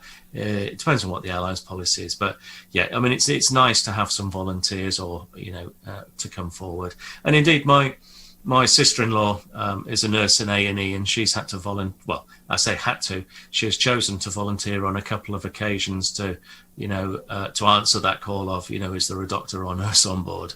I mean, that must be quite a nervous experience for them as well, because of course you're fully aware that you haven't got the range of equipment perhaps that you're used to in your A&E department. We're talking very basic kit that's on board. Yeah, absolutely. But conversely, quite often we've had cases where, doctors have said, "Oh, I don't suppose you've got," and go, "Yeah, we've got that." And they go, "Oh, right, brilliant, excellent." So, yeah, it works two ways. But the key thing is getting an early diagnosis. And one area that was pointed out to us when we first started using one of the services at Monarch Airlines many years ago, and this helps doctors and nurses quite a lot, actually, is that when we were at Monarch, our medical service provider, it was a company in Arizona in the United States, it didn't really matter, they would take legal responsibility for the decisions that they made. Oh, wow. So quite often we'd have a situation where, the doctor on board would say, "Oh, I'm not really sure." And then we'd get, a message through saying, "Well, our doctor says, you can administer this," and they'll take legal responsibility. And the doctor goes, yeah, that's fine by me. Give me the syringe. Yeah, absolutely. Happy to get stuck in. Now the other slightly, the only other, you mentioned heart attacks there, obviously. The only other sort of obvious medical emergency that springs to mind for me is actually if somebody's pregnant, for example, and they're flying. And I know advice is often given that you're not supposed to be flying, obviously, if you are very close to term, shall we say, but obviously it does happen. Now, this is a question that's come up a few times when we've been reading various stories where a baby's been on board. And it's if a baby is born like in the air, first of all, are the cabin crew trained for this, is the first element to that. And the other question I was going to ask is, what country of citizenship will the baby receive? Okay, so I'm going to ask you a loaded question here. Okay, oh good. Have you ever been at the birth of a baby? I haven't personally, no, I can't. Have you ever seen it on TV? Yes, okay. Yeah, I can't. So all I can say is it doesn't matter how much training that you may or may not have. True. Nothing is really going to prepare you for that. So, do the cabin crew get any training? Well, yes. I mean, they have a little bit of instruction on it, but no, they don't get taken around to the local labour ward and get exposed to a delivery. No. No, I mean, it's not particularly easy to do hands-on training for that. For things like doing resuscitation, yes, there's resuscitation dummy and so forth. But no, for dealing with childbirth, no, there's very basic information given to the cabin crew. At the end of the day, it's first aid training, but fortunately, it doesn't happen very often on aircraft, primarily because, as you've already said, we try to screen passengers such that if they're close to term, we'll either say no, and each airline has their own policy on this.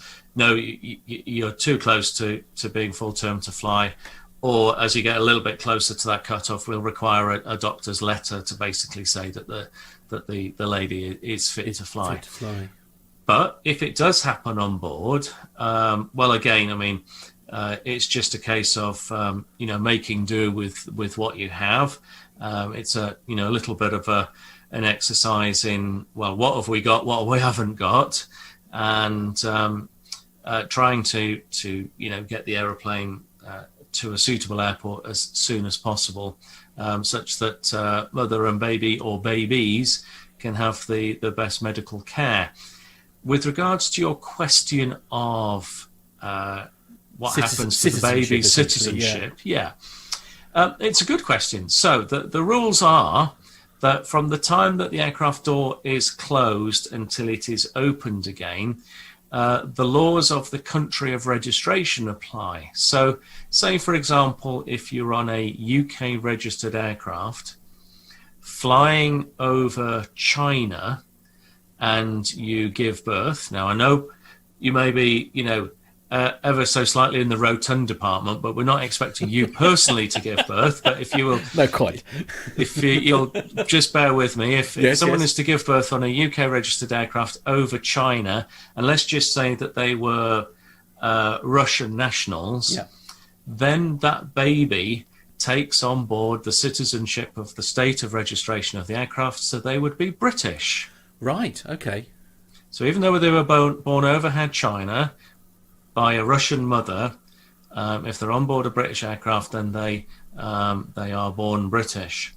And equally, then, if you're born on an American aircraft, you're American. So, and the same way sort of applies. So, if, for example, you were doing a Stansted, you're on a Ryanair aircraft, you were going to go from Stansted to Malaga, let's say, and it was an Irish registered aircraft, then essentially the citizenship would be one of Ireland.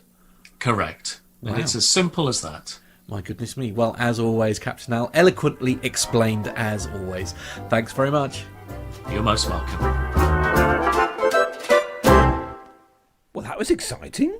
It was, absolutely. It's I say we combined two very complicated subjects there, but that's the great thing with Captain Al. Two complicated subjects can be made to sound very, very straightforward and simple.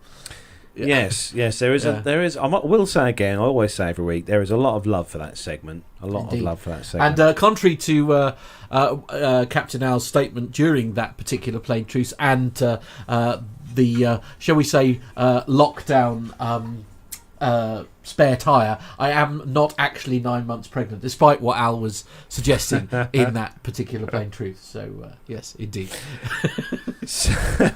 God blimey. So, you can tell we're back in the studio together, can't you? Honestly, right. I need counselling already, boys and girls. Well, we've already done a bottle of red wine between us, so we've done all right. We're going to hand things over to Armando for the next part of the show. Yeah, guys. Now, this week we did actually make a pretty good dent in our timeline, so we are going to have to reduce the military just a little bit because I want to be able to get to the EAA interview. So we're going to bring it down to 2 stories. The third story, you'll have the link in the show notes. But Matt, if you're ready, let's hit the button.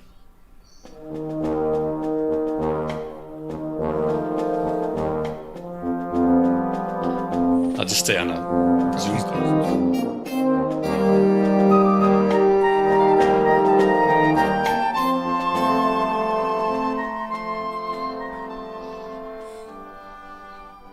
All right, this first story is from military.com. The crew of a C-130J Super Hercules has received a few prestigious awards, including a Distinguished Flying Cross for their daring airmanship during a harrowing mission in Afghanistan last year. Major Christopher Richardson, the pilot of the C-130, received the Distinguished Flying Cross, or the DFC, for his actions during a flight on September 19, 2020. That's according to the Air Force from a release on Wednesday. The 3 other members of the crew, pilot First Lieutenant Christian Grokowski, Loadmaster Staff Sergeant Jade Morin, and Loadmaster Senior Airman Demetrius Carden, received air medals during a ceremony on May 10th. The Distinguished Flying Cross is one of the Air Force's highest decorations recognizing valor in combat. It's awarded to service members who distinguish themselves in combat through heroism or extraordinary achievement during a flight. The Air Medal is also presented to service members or civilians for their heroism or meritorious achievement in flight. So this C-130 crew, part of the 61st Airlift Squadron, they were supporting a theater response force as it arrived at a forward operating base. But during the flight, the crew took effective small arms fire from the enemy. One of those bullets injured a member of the crew. Carden, the loadmaster, quickly assessed what had happened, acted decisively to organize and apply treatment to the wounded crew member with the combat control team that was on board. So combat control, they're tactical air traffic controllers, essentially. Carden praised the training that he had received for helping him know how to respond in that situation. He said that everything happened very quickly.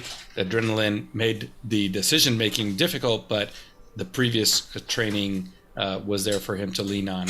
And so Richardson, the pilot, quickly assessed the situation.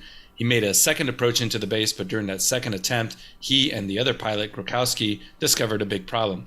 The enemy fire had actually damaged their flight controls and caused a malfunction. So the pilots changed their plans. They decided to return to Bagram airfield in Afghanistan and get the crew and the plane safely out of harm's way. When they landed at Bagram, the remaining crew switched to another Super Hercules, which had been reloaded with the necessary cargo and prepped with additional crew members. Carden's leaders told him that he would sit out the next flight, but he chose to see the mission through to its completion. He said, "I just imagined if those kinds of dangers awaited me the first time, I couldn't stand by while someone took my place and flew into that same kind of danger." Now, Richardson said that receiving the Distinguished Flying Cross was extremely humbling and praised the way the entire squadron pulled together and worked together as a team as they found out that their flight was in trouble. He said, "I told them that we were on our way back with a problem. The whole squadron jumped into action. After we landed, the other plane was loaded, prepped, readied. Extra crew members were briefed up and ready to go." So anytime a crew member or a crew receives the Distinguished Flying Cross, you just have to Google it and look back in history at some of the notable names in aviation that have received that award, and the additional crew members getting the Air Medal. That's just amazing stuff. Just talks to the bravery of these young airmen in combat. Yeah, incredible stuff. Yeah, very much agreed there, Armando. Very much agreed indeed. Yeah. And Carlos, if you want to take this next story, this is a sad one actually, yeah, but it's something that we've been talking about on the show. Yeah, this one is from RGI.com, and sad, as Armando said. Pilot dead after military aircraft crashes in Las Vegas residential area. So a pilot died after taking off from Nellis Air Force Base on Monday and crashing outside the southern edge of the base in a nearby Las Vegas residential area, authorities said. Now, the pilot has not been identified, according to authorities, and neither personnel were on board. The aircraft was owned and operated and piloted by Draken US. I think that's how you pronounce that, isn't it, Armando? Draken. A Florida company contracted to provide adversary air support to Nellis Air Force Base. Draken has received news of a downed aircraft out of Nellis Air Force Base and the tragic loss of one of our pilots, they said. Our thoughts and prayers go out to the people and families affected by the event. The statement added that we are doing everything in our power to assist them in this time of need, and we are working closely with federal, state and our local authorities. Draken US is also cooperating with and investigating agencies to determine what led to the tragic accident. Authorities reported that the military aircraft incident that images showed included a fire on Monday in a residential area not far from Nellis Air Force Base. A base spokeswoman said she had no immediate information about the type of aircraft, whether there was a crash, the condition of a pilot, or whether there were injuries to people on the ground. Deputy Clark County Fire Chief Warren Whitney said fire crews were called to the area of the Christie Lane south of the base and did not provide details or answer any follow-up or telephone calls. Police closed off the area around 7 miles northeast of downtown Las Vegas, while some news crews reported that an aircraft had crashed. Neighbours posted online images of a plume of smoke not far from a fence to the base and fire crews arriving and a helicopter as well circling the area. In a follow-up article, they discovered that the aircraft was one of the Mirage F1s that we talked about a couple of episodes ago when we did a contractor adversary air story. So the Mirage F1, Armando, not a new aircraft, I don't think. This one is that. No, and I think when we read that story out a couple months ago now, those Mirages were acquired from an Air Force that was actually retiring them. So they were shipped over in containers to the U.S., put back together, and then put into use here as a contract Red Air. But our thoughts are with the families of the pilot as well as the company, and those pilots tend to be pretty tight knit. Yeah, the Dassault Mirage F1, a French fighter, that one is, Armando, and that was first flown in December 1966. Yeah, I was going to guess early 70s, but yeah. Yeah. It's just part of the business, isn't it? Unfortunately. Yes, Miles High asked, does it have an ejection sheet? I believe they were kitted out with ejection seats and they were activated. But, we'll find out from the investigation. Now, what's interesting about this one is I'm not entirely sure who's going to conduct the investigation. Is it going to be the U.S. Air Force? It was not one of their assets. So is it going to be the NTSB? I guess we'll find out. But we'll follow up on that. Go ahead, Carlos. Yes, staying with you, Armando, because you have got the next segment as well to introduce. Yeah, so if you tuned in last week, you heard us talk to Dick Knapinski from the Experimental Aircraft Association. That part of the interview was focused on EAA AirVenture 2021. Now, I've been a longtime member of the EAA, and I wanted to talk to him about some of their larger efforts and what they do for their members, and he didn't disappoint. So, Matt, let's go ahead and play that out. Young Eagles. And I kind of want to move on from AirVenture and talk about EAA as a whole. So 2020 was a challenging year for everyone. Can you tell us about some of those other programs, how they've evolved over the past year? Young Eagles, probably one of the bigger programs. What are some changes that you've seen there, and what can we expect for that for 2021? Young Eagles is a great place to start, Armando, because you have a program there that has been so important over the past 25 plus years to getting young people interested in aviation, with the 2.2 million kids who've been flown, and pilots such as yourself and myself from throughout the country and around the world who have flown Young Eagles as EA member pilots. But looking at that, last year we flew fewer than 10,000 Young Eagles. For obvious reasons. The pandemic simply did not allow it. So we're bringing that program back and getting people engaged. International Young Eagles Day comes up June 12th. If you're an EA member and a pilot, we urge you to get out, fly some kids, get back engaged, get those kids excited about aviation once again. I was at a Young Eagles rally 2 weeks ago, and they flew 40 kids in a city about 70 miles from here.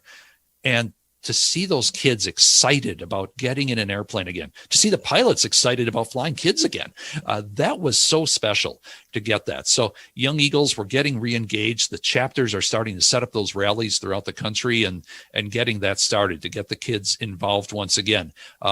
Different states, different cities have protocols. Sometimes they're masked up. Sometimes they are not, depending on what the locality demands or what the requirements might be. But the most important thing is getting up, flying those kids again, getting them engaged with aviation.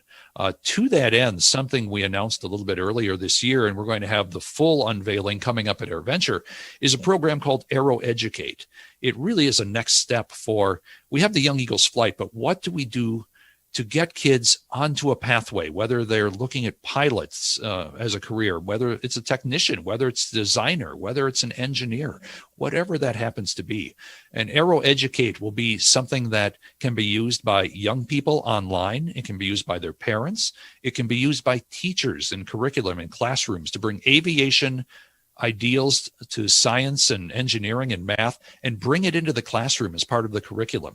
And it's not just us working with it. Already we've got the United Airlines Aviate program that's signed on, and that offers a great way for people, young people ages 17 and up who want to become career pilots and so forth. on the commercial side to be there. United gives them a pathway.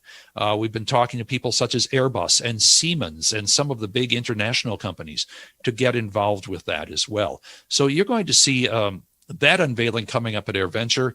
The website will be up. All of those things will be up. And it's something that's really developed very well over the past year. You talked about what did we do over the past year. This was one area that we could start to put that together and really hone in and develop the program properly and not feel rushed about it. And so that will be coming up at AirVenture. So those are the kind of things. And then, of course, all the stuff that happens in EA chapters throughout. Chapters have been meeting virtually for the past year, and they're starting to get back together in person. Doing those aircraft projects, meeting in person, sharing ideas, having the pancake breakfasts and everything else. Sometimes it's a little bit of a new reality, but at least they're getting together. And one thing that EAA has always been as a hallmark is the ability for us to get together. We all love flying. We all love this thing called aviation, and we put this together and we can meet with each other, whether in a local chapter or here at Oshkosh or virtually, to share that sense of community, share ideas, share knowledge. And we're looking forward to really getting back into that again. Yeah. And one of the things that you brought up that I love is aviation isn't just about pilots. So you mentioned technicians and young folks wanting to be a technician. There's absolutely going to be an AMT shortage just as much as there is. And EAA is the best place to do that because for the longest time, since its inception, EAA is where pilots and builders and mechanics come together. And I was, researching some of the programs that some of our listeners may not know about EAA. And you guys have a technical counselor program, flight advisor programs, mentor programs to help builders get their aircraft in the air. Are you seeing all those things come back to life, especially in the chapters? We are. And one thing that we've started to see, for instance, our sport air workshops that we traditionally have taken through the country where people can get those skills. They want to know more about working with sheet metal or aircraft electronics, or how do I put this avionics thing in and make sure when first time I hit it, it doesn't spark and smoke and all those other things that you don't want it to do. Those type of classes, we're starting to bring them back in Oshkosh. We're going to bring them back nationwide as we head through 2021. And having those back again to, first of all, teach those skills. And then you mentioned the technical counselors and flight advisors for those people who are building an aircraft, to have experienced builders come and say, okay, these are the things with this model aircraft you have to be careful of. Make sure you do it this way or try it this way, because we don't want you to make a mistake. We all want to have a safe, fun airplane at the end of the day with this type of thing. And flight advisors to make sure your piloting skills are up to the same snuff. You've got a great airplane that you built, but you may have taken all the time to build the airplane instead of going out and flying and keeping yourself current. Okay, let's make sure your flying skills are there. For instance, if you've flown a Cessna 172 for all these years and you now built an RV-6A or an RV-6, well, now you might have a tail dragger aircraft instead of a nose wheel aircraft. You might have something that does 165 knots instead of 120 knots. Things happen faster. Are your flying skills ready for that? Cessna 172 or a Piper Cherokee, they're great aircraft. They're wonderful aircraft. Most of us trained in aircraft like that. But as you move up through the different aircraft, are you ready? Something as simple as a yoke or a stick. Okay, can you make that adjustment to get used to that? What is that like? So those are the kind of things that those programs are so essential for pilots, for builders, for restorers, whatever you happen to be involved in. One thing that we're looking forward to is a brand new addition. We just broke ground the end of April for what we call Project 21, an addition to the museum. First time in 20 years, we're adding to the museum facility. The ground floor is going to be the Pilot Proficiency Center. We're going to have 8 to 10 Redbird simulators in there. Pilot groups come in, type clubs come in, individual pilots come in to get that kind of training. The upper floor will be a youth education center. A lot of hands-on stuff, a lot of the things we see at KidVenture, but you can bring classrooms in, you can bring youth groups in, do that kind of thing and have that training. We can have virtual experiences and so forth for kids. So just broke ground on that. That'll be open for AirVenture 2022, and will be a year-round facility that will Well, Oshkosh is kind of known as home for all of us who like to fly for fun. Well, this is a year-round extension with the museum of making it even more our home, where you can learn about aviation at the same time enjoying the history of aviation.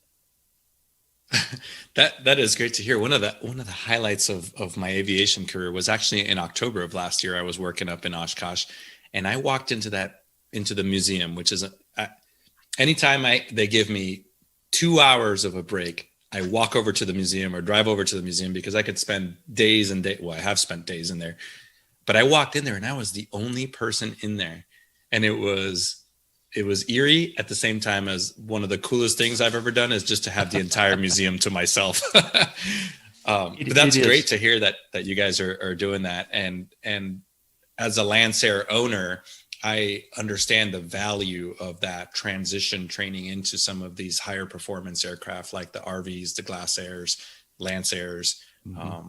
So this is it's great to hear that you guys are doing this to, at the end of the day, it's just for safety in the community, because nobody benefits when anybody has a mishap or an incident in an experimental aircraft. Exactly right. Yeah. And that's been one of those things, excuse me, but those numbers have been going down, and that's a credit to everybody in the community, to the pilots, to the builders, to the people who really have been using the safety programs. And we want to build on that. 0 is the perfect number we want to get to, but that number is getting closer and closer to that every year. You consider that the home build aircraft accident stats have dropped by 40% over the past 15 to 20 years. And again, that's a credit to everybody involved in it, because it takes everybody to make sure that safety is done right. And you mentioned the FAA being involved in both AirVenture and then your EAA's relationship with the FAA. But that's just one of the government agencies that EAA interacts with. Now, you guys, a lot of the rule proposals and regulations that are out there or proposed, EAA, along with AOPA and some of the other large organizations, are always at the forefront of that. What are some of the advocacy efforts that you guys are taking on for the pilot and aviation community?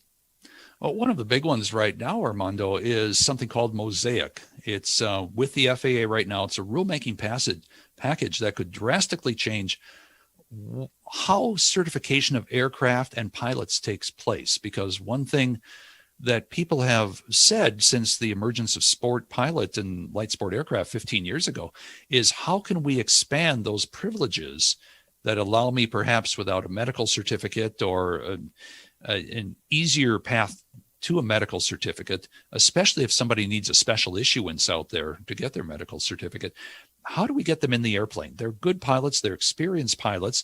They may have had a medical situation years before, and now they're stuck in the special issuance thing where they have to go again and again and again and spend a lot of money and go through the tests for something that has been taken care of for a decade or more.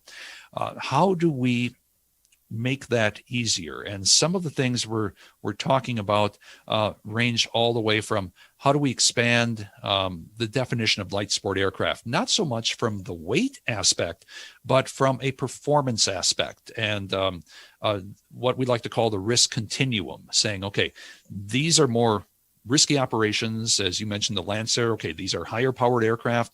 They take another level of skill to fly them effectively and safely. And putting that in instead of having a hard weight line that, okay, if you're 2,300 pounds or 2,299, you're great. If you're 2,301, you're not great anymore. Okay, that seems so odd. Let's make it part of the performance, part of the risk continuum, and putting that in. And FAA is looking at that rule package right now. Those are some of the things. There are airport issues that we're dealing with, medical issues. I mentioned some of them right now. There's a backlog of special issuances. How do we get through that? We're very happy that the new federal air surgeon is an EA member. And she and her husband are pilots, and they're involved. They have a T6, and they fly that. So they're very engaged in this general aviation community. They come to Oshkosh, so they know the things of which we speak. And to have her in charge as federal air surgeon to take a look at it, saying, what are these challenges? How can we do that? And that office has been very open to talking to us about some of those challenges and how do we make it better for pilots out there by maintaining an equivalent level of safety. And if you talk to the FAA a lot, the ideas that we bring to them, they say, okay, how do we maintain the equivalent level of safety? Because at the end of the day, they're a political organization that you have Congress, that you have the administration, whoever is in the White House at the time. If they hear from the public, they're going to come to the FAA to demand a response.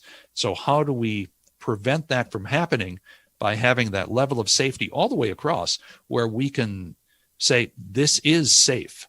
If you take a look at aviation compared to driving and motorcycles and boating and everything else, it's a safe pursuit. Most people don't fly, though, so they don't understand that. Everybody drives, not everybody flies. I tell many times in the general public, okay, how many of you do a walk around of your car before you get in it and check the fuel and everything else? Nobody. They hop in and they drive 60 miles an hour. And they say, okay, I have to go get a medical certificate every 2 years in order to fly. I have to go through recurrent training every 2 years, do the flight review every 2 years. All right. We have air traffic control. We have radios. We're communicating with one another. We have ADSB. We have radar. We have all of these other things that keep track of each other in the air. I'm driving down a highway on the way home after I put the airplane in the hangar. I'm driving at 60 miles an hour, 100 kilometers an hour, whichever you like to use, on a 2-lane highway, and someone is coming at me who I've never met. I don't know their equipment. I don't know what state of mind they're in. They're coming at me at 100 kilometers an hour. That's a closing speed of 200 kilometers an hour, and we're going to pass within 3 feet of each other again and again and again and again. And I tell people, I said, that's not transportation, that's a stunt show. And when you think about it, but in flying, you're worried about flying safety. All of these things, people assume their own level of risk. And in driving, they don't think about it. In flying, they don't do it. So they wonder, how is that done? And we say, flying is quite safe with a well-kept airplane and well-kept skills by the pilot. It is a very safe pursuit. How do we maintain that? How do we continue to build on that? How do we get that message out? And that's part of what we do when we work with the FAA, with the NTSB, with the state agencies and so forth, making sure that we can address what they need as far as political agencies to help them get things done while ensuring the freedoms that we want and we have to continue moving forward. And that's where I'll reiterate that you don't have to be a pilot to be an EAA member. You guys are doing this with member funds and donations, and that's how you're tackling some of these advocacy events, some of the projects that you've talked about over the last 30 minutes or so, and it's just amazing that you guys are able to do this. And I want to just reiterate to our listeners, go join EAA. It's not that expensive. And you don't have to be a pilot. Even an aviation photographer would benefit from the safety and advances and efforts that EAA does for the aviation communities. So, the website is easy. It's just EAA.org.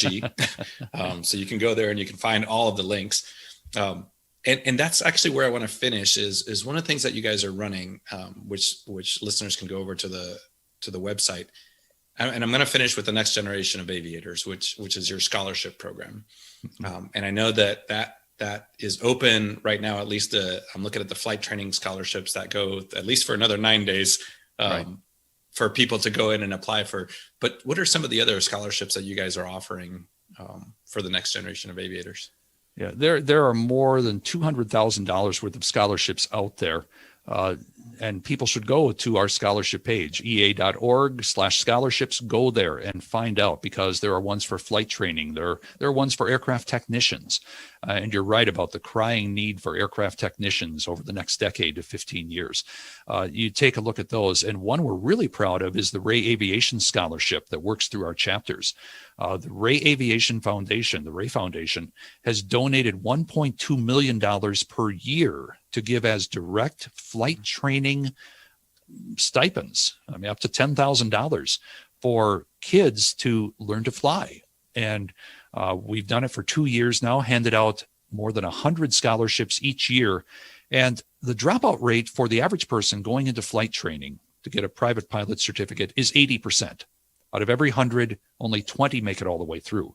We have flipped that with the Ray Aviation Scholarship, having that backing, the financial backing, that more than 80% of those kids who have started have already either soloed or earned their certificate. And that was from the 2019 figures. 2020, they're still working through them, but those numbers are tracking the same. They work with EA chapters. The chapters are there to mentor them. And so chapters are designated to say, we have one of these scholarships. Who's a young person in our community who could really use this to learn to fly, to follow their dreams and so forth? So that is out there for young people. But on top of that, you're right. We have flight training scholarships that will help out a little bit. Aviation technician scholarships.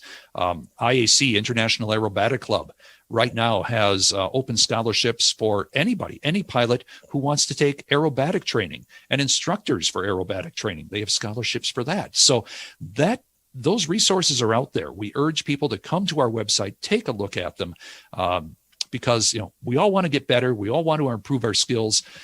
Time, money, and life sometimes gets in the way. Okay, we can take away one of those hurdles, the money hurdle, and help people out with that. And so we hope people apply for those, get engaged with that, and we hope to see them have that opportunity. Dick, I'm so happy that we met in the parking lot, because it's just a great way to feature EAA. Now, I do have a surprise question. This is a curveball. Okay. We always we finish the interviews with one question, which is, now that I know you're an aviator, if you could fly any airplane in the world, this is unique for somebody who is part of EAA, current, retired, future airplane, whether it's flying or not, if you could fly any airplane in the world, what aircraft would that be? Oh boy. P-38 Lightning. Right away. I would, we have one in the museum. It is my favorite World War II airplane. Ever since I was a little kid. I just always loved the look of that airplane. And as I learned more about it, the speed, the maneuverability, everything else, the fact they had to put speed brakes on it to slow it down in a dive because the compressibility factor was so high they couldn't get out of it. It's like, that would be fun. They haven't left the keys in the one in the museum. And so I think they know I would like to fly that one. But I think that would just be a gas. And that would be the one I would take out there and go beat up the air with. Well, if you ever get the chance to do that, I hope your media team is with you and gets to document it. Yeah, they'll be hearing the big yippee as I go past very fast. So, yeah. But that's the one. That is absolutely the one that I would pick out. Awesome. Dick, I want to thank you for coming on with us and lending us a little bit of your time. I know you're very busy, especially this close to AirVenture. Thank you so much for being here with us. My pleasure. And I tell you what, hope to see you all out on the flight line at Oshkosh or tuning in on the website. Let's make it a great reunion in 21 at Oshkosh. We'll be there. Thanks. All right. And I'll tell you what, it's so nice to have such an unusual aircraft as his favorite. So cool. Yeah. And I venture to say that we will see one at AirVenture. Right. Because almost everything shows up there. But hey, I want to reiterate, these people at EAA are doing fantastic things for the entire aviation community. Go over to their website, check them out. If you feel like joining up and being part of their, if nothing else, you get some pretty cool publications. Yeah. But support the cause because they're doing great things out there for aviation. Indeed. But guys, we gotta skedaddle along, and thankfully Jonathan Warner is back. We have one more military segment to do, and that is the Caption This competition for this week. So Matt, do you have the picture? I do indeed. Now it's a weird one. I think it's safe to say. This one, explain Armando. this picture. Explain Good luck this one. explaining this. So I won't tell you what kind of aircraft it is. I'll give you guys kudos points in the chat room if you can identify the platform. I think I'm going to exclude Micah because Micah could get this pretty quickly. But I could only describe this as an innovative way to mount a, human being to perhaps not to mount a human being, how to mount a human being onto a hardpoint pylon. So there you go. Hang on. I can't believe I'm about to do this on our own show, but for the first time in I don't know how long. Family show, ladies and gentlemen. Family show. It has been a long time since we said that. Let's see. How is this individual mounted? He is, I would say, maybe duct tape to the hard point. Right. He has a weapon of sorts sticking towards the front of the aircraft. No. The innuendo. Quite, absolutely. Innuendo. It begs the question, actually. Begs the question, Armando. Would this actually work? Oh, everything will work once. Just ask the first guy that had to strap on a parachute and say, all right, we're going to chuck you out of the airplane. This piece of cloth is going to pop open over your head, and you're just going to float down to the ground. Got it? Don't worry, we'll pay you extra. And now there's a whole industry surrounding it. So, yeah, there we go. But, yeah.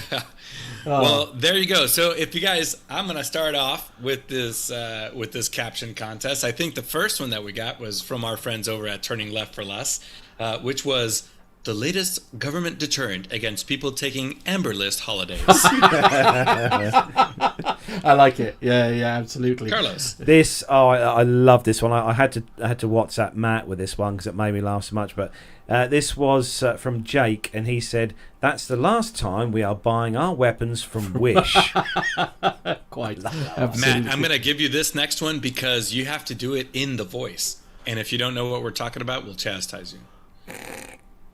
I don't know what you're talking about. Well, then just read it like a normal human being. You never leave your wingman, is what it says there. Yeah. It's from Top Gun. No. Oh, you mean Top Gear, surely? Yeah. Yeah. No. Oh, dear. Q says, now pay attention, 007. We have installed some interesting modifications. No, in Nev's voice, that is my personal favorite. Let's see. Barry sends to us extreme water pistol fight. Right. Okay, I mean, definitely. David says, the name's Bond. James Bond. And Matt, why don't you take us out with the last one? Ray says, basically, which I think is a theme for everything now. It's just basically budget cutbacks. That's what that is, you know. Indeed. Oh. Yeah. I just saw Masha's in the chat room. Too close for missiles. I'm switching to guns. I like it. Oh, Masha. Yeah, I like that. Well done. That's quite good. Yeah, that's quite good. Oh dear. What else have we got? Dirk S is saying Operation Human Missile. Yeah, that's appropriate. Alan White, he said he forgot to write it on Facebook. He says the Irish Air Corps are ready for their next sightseeing C-17 crew. Oh, too soon. Oh. Hey, he was just trying to see his hometown.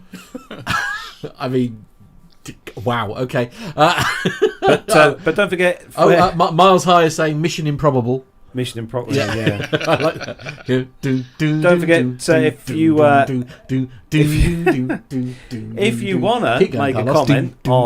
wanna make a comment on our Caption This pictures, don't forget to check out our Facebook every Wednesday when me put the picture on there and you can comment on it. That is the best English I think I've ever heard. More wine, please. More wine, please, Vicar. Yeah. Is this so? Michael was just saying, is that a Beretta? I think was what these Jonathan Waters saying the evolution of manned gun positions. I quite like that one. There's some good ones this week. Well done, everyone. Absolutely, well done, Thank everyone. You for that. Yeah, definitely. So moving on to the next, we're scooting through here because we're running over time as usual, and we're going to go for some listener feedback from a few weeks ago. This is from feedback we had. This one is the subject on this is actually beer, which is also always I've heard good. of that. Yeah. And this one comes to us from Jacob Darlington Brown. And he's saying about, because I think we were talking on the show about the beers and stuff. Right. And stuff on the show. And Jacob Darlington Brown sent a picture of... Hang on, I'm trying to find it. That's right, keep waffling. I'll keep waffling. Jacob Darlington Brown sent in a picture of a particular beer that we actually do get here, obviously in the UK. Right. But I'm actually quite surprised that Jacob Darlington Brown has got a bottle of this, considering where he comes from. But this is a bottle of Matt's favourite beer from a manufacturer that you love to say. Yes, and it's not appearing in the folder because I was hoping to pop it up, but there we go. It's typical. Yeah. Oh no, sorry. Hold on. He said, "Keep waffling, Carlos. Off you go." I'll move on. Actually, there is some. There we go. It's in the folder. It's in the folder. Don't panic. Is it? No, it's not. It's actually one of those beers that I quite like as well. Yeah, and it's Matt's favourite ale. It really isn't worth. Here we go. This really wasn't worth it, was it? It's a Bombardier. Yeah. It's a lovely British ale. Quite a strong ale, that one. It's quite nice, actually. Bombardier. Bombardier. Are we supposed to say it slightly differently? Bombardier. Yeah, absolutely. Bombardier. There we go. I prefer my version. Yeah, that was clearly worth it. And we also had some feedback from Jacob Darlington Brown as well. And actually, this is really good. This is about a question that we had on the show, actually, and some feedback we had in. And he says, hello, P2UK people. This is a rare occasion, but I can actually provide some relevant and timely feedback to Nick Codling's feedback about the Virgin Australia ATR 42s. You remember Nick sent in the feedback with the picture, Flight Radar 24 picture he had of the aircraft flying over him. Episode 367, That's if anybody's interested. So he said, well, although the UK Virgin was an original investor in Virgin Australia, originally Virgin Blue, they have long since been involved, and in their final form before Virgin Australia went into administration in mid-2020, the name Virgin in Virgin Australia was purely a brand name and had no business or controlling connection to Virgin UK. The company Virgin Australia actually paid royalties to Sir Richard Branson to use the Virgin name, and that's as far as the connection goes. So what was the Virgin Australia ATR 42 doing over the UK? Well, then Virgin Australia came out of administration in late 2020. They completely dropped their regional side of the airline, Virgin Australia Regional Airlines, who until 2011 were originally called SkyWest Airlines, which flew ATR 42s and ATR 72s and handed all their ATRs back to the leasing companies. And he says, I suspect the Virgin Australia branded ATR that Nick saw was simply on its way to its new owner, which could possibly be Flybe, but would have nothing to do with Virgin UK shifting assets to the UK, as Virgin UK had no assets to shift, as they didn't own or control anything in Virgin Australia. He says, hope that helps. Happy flighting, Jacob Darlington Brown. Very so thank cool. you for that, Jacob. Thanks, Jacob. Great email, actually. Yeah, do. And if you'd like to get in touch with the show and you perhaps want to comment on one of the stories that we featured this week, for example, then you can do that very easily by going to our website and filling in the contact form on there. It's www.planetalkinguk.com. You can send it directly to me here in the studio using our WhatsApp number. That's +44 757 2249166. You can send us an email directly, podcast@planetalkinguk.com, or you can use our social media. You can send us a Facebook message directly from within Messenger, or you can send us a DM via Twitter or anything like that, and all you need to do is search our social media for Plane Talking UK. That's Plane Talking UK, all as one word. Nev, we have got just a little bit of quick news about a certain air show, haven't we, for the week ahead? Yes, this is quite interesting. The Armchair Air Show is a free-to-view, live-streamed air show that you can watch from the comfort of your armchair. They'll bring you the thrill and excitement of air shows to your living room with exclusive interviews which have never been seen before and previews of the upcoming air show season. Air display legends such as Mike Ling, George Bacon and John Windover will be running the show from their set at London's Biggin Hill Airport, with more aircraft and pilots lining up to get involved. So this is tomorrow on the 29th of May from 2 o'clock in the afternoon, British summertime, and you can take to the skies from the seat of your armchair. The free-to-view event is on armchairairshow.com, which you can pick up on YouTube or Facebook. Airability changes lives by providing anyone with any disability with access to aviation. And they do this because it drives a focus on capabilities and it encourages the student to ask, if I can fly an aeroplane, what else can I do? Now, if you remember, Matt interviewed Aerability themselves before at Biggin Hill when we were down there doing the air show, which we played out on episode 323. And of course, if you haven't seen our episode with Mike Ling, you can check out last week's episode, which was episode 368. And don't forget to look out for the George Lee play playlist as well, which is also available on our YouTube channel. So that's some fantastic stuff coming up tomorrow. Indeed, and all fingers being crossed and lots of wood being touched for good luck. Hopefully me and Nev will be jetting off to Malta in September for the air show this year, which has had another act set for the lineup for this year's show, which is the Belgium F-16s, which are going to be there doing a display, and also on static as well, Nev, so that'll be good. Yeah, absolutely. Yeah, exciting. So that is where we are going to bring episode number 369 to a close of the show. A massive thanks to everyone in the chat room for joining us this evening. Big thanks to you all, and not forgetting as well everyone who downloads the show as an audio podcast. Thank you to all you guys and girls as well for your support. And don't forget, if you do download the show as an audio show and you have got a spare few minutes, just give us a rating on iTunes. We'd love that, a 5-star rating, or wherever you download your podcast from. So big thanks to Matt for sitting beside me here and doing all the tough work tonight, pushing buttons and sliders and faders and stuff. So well done to you, Matt. Thanks to Nev for being awesome as always in his studio there, and also a big thanks as well to Armando for his awesome interviews this week on the show, and all his support as well with the show. And not forgetting as well, big thanks as well to John, who does all our hard work in the background, putting all the show notes together every week for the show. So big thanks to you as well, John. So that's it, guys and girls. Take care, everyone. From me, Carlos, here in the P2UK Master Suite Studios. From Matt, sitting here next to me in the P2UK Master Suite Studios. Very weird. From Nev in his glorious Buckinghamshire studio, and from Armando in his palatial hotel suite studio. Take care, everyone. Have a great weekend, and see you all next Friday. Goodbye, everyone. Take care, everyone. Bye-bye. Bye-bye.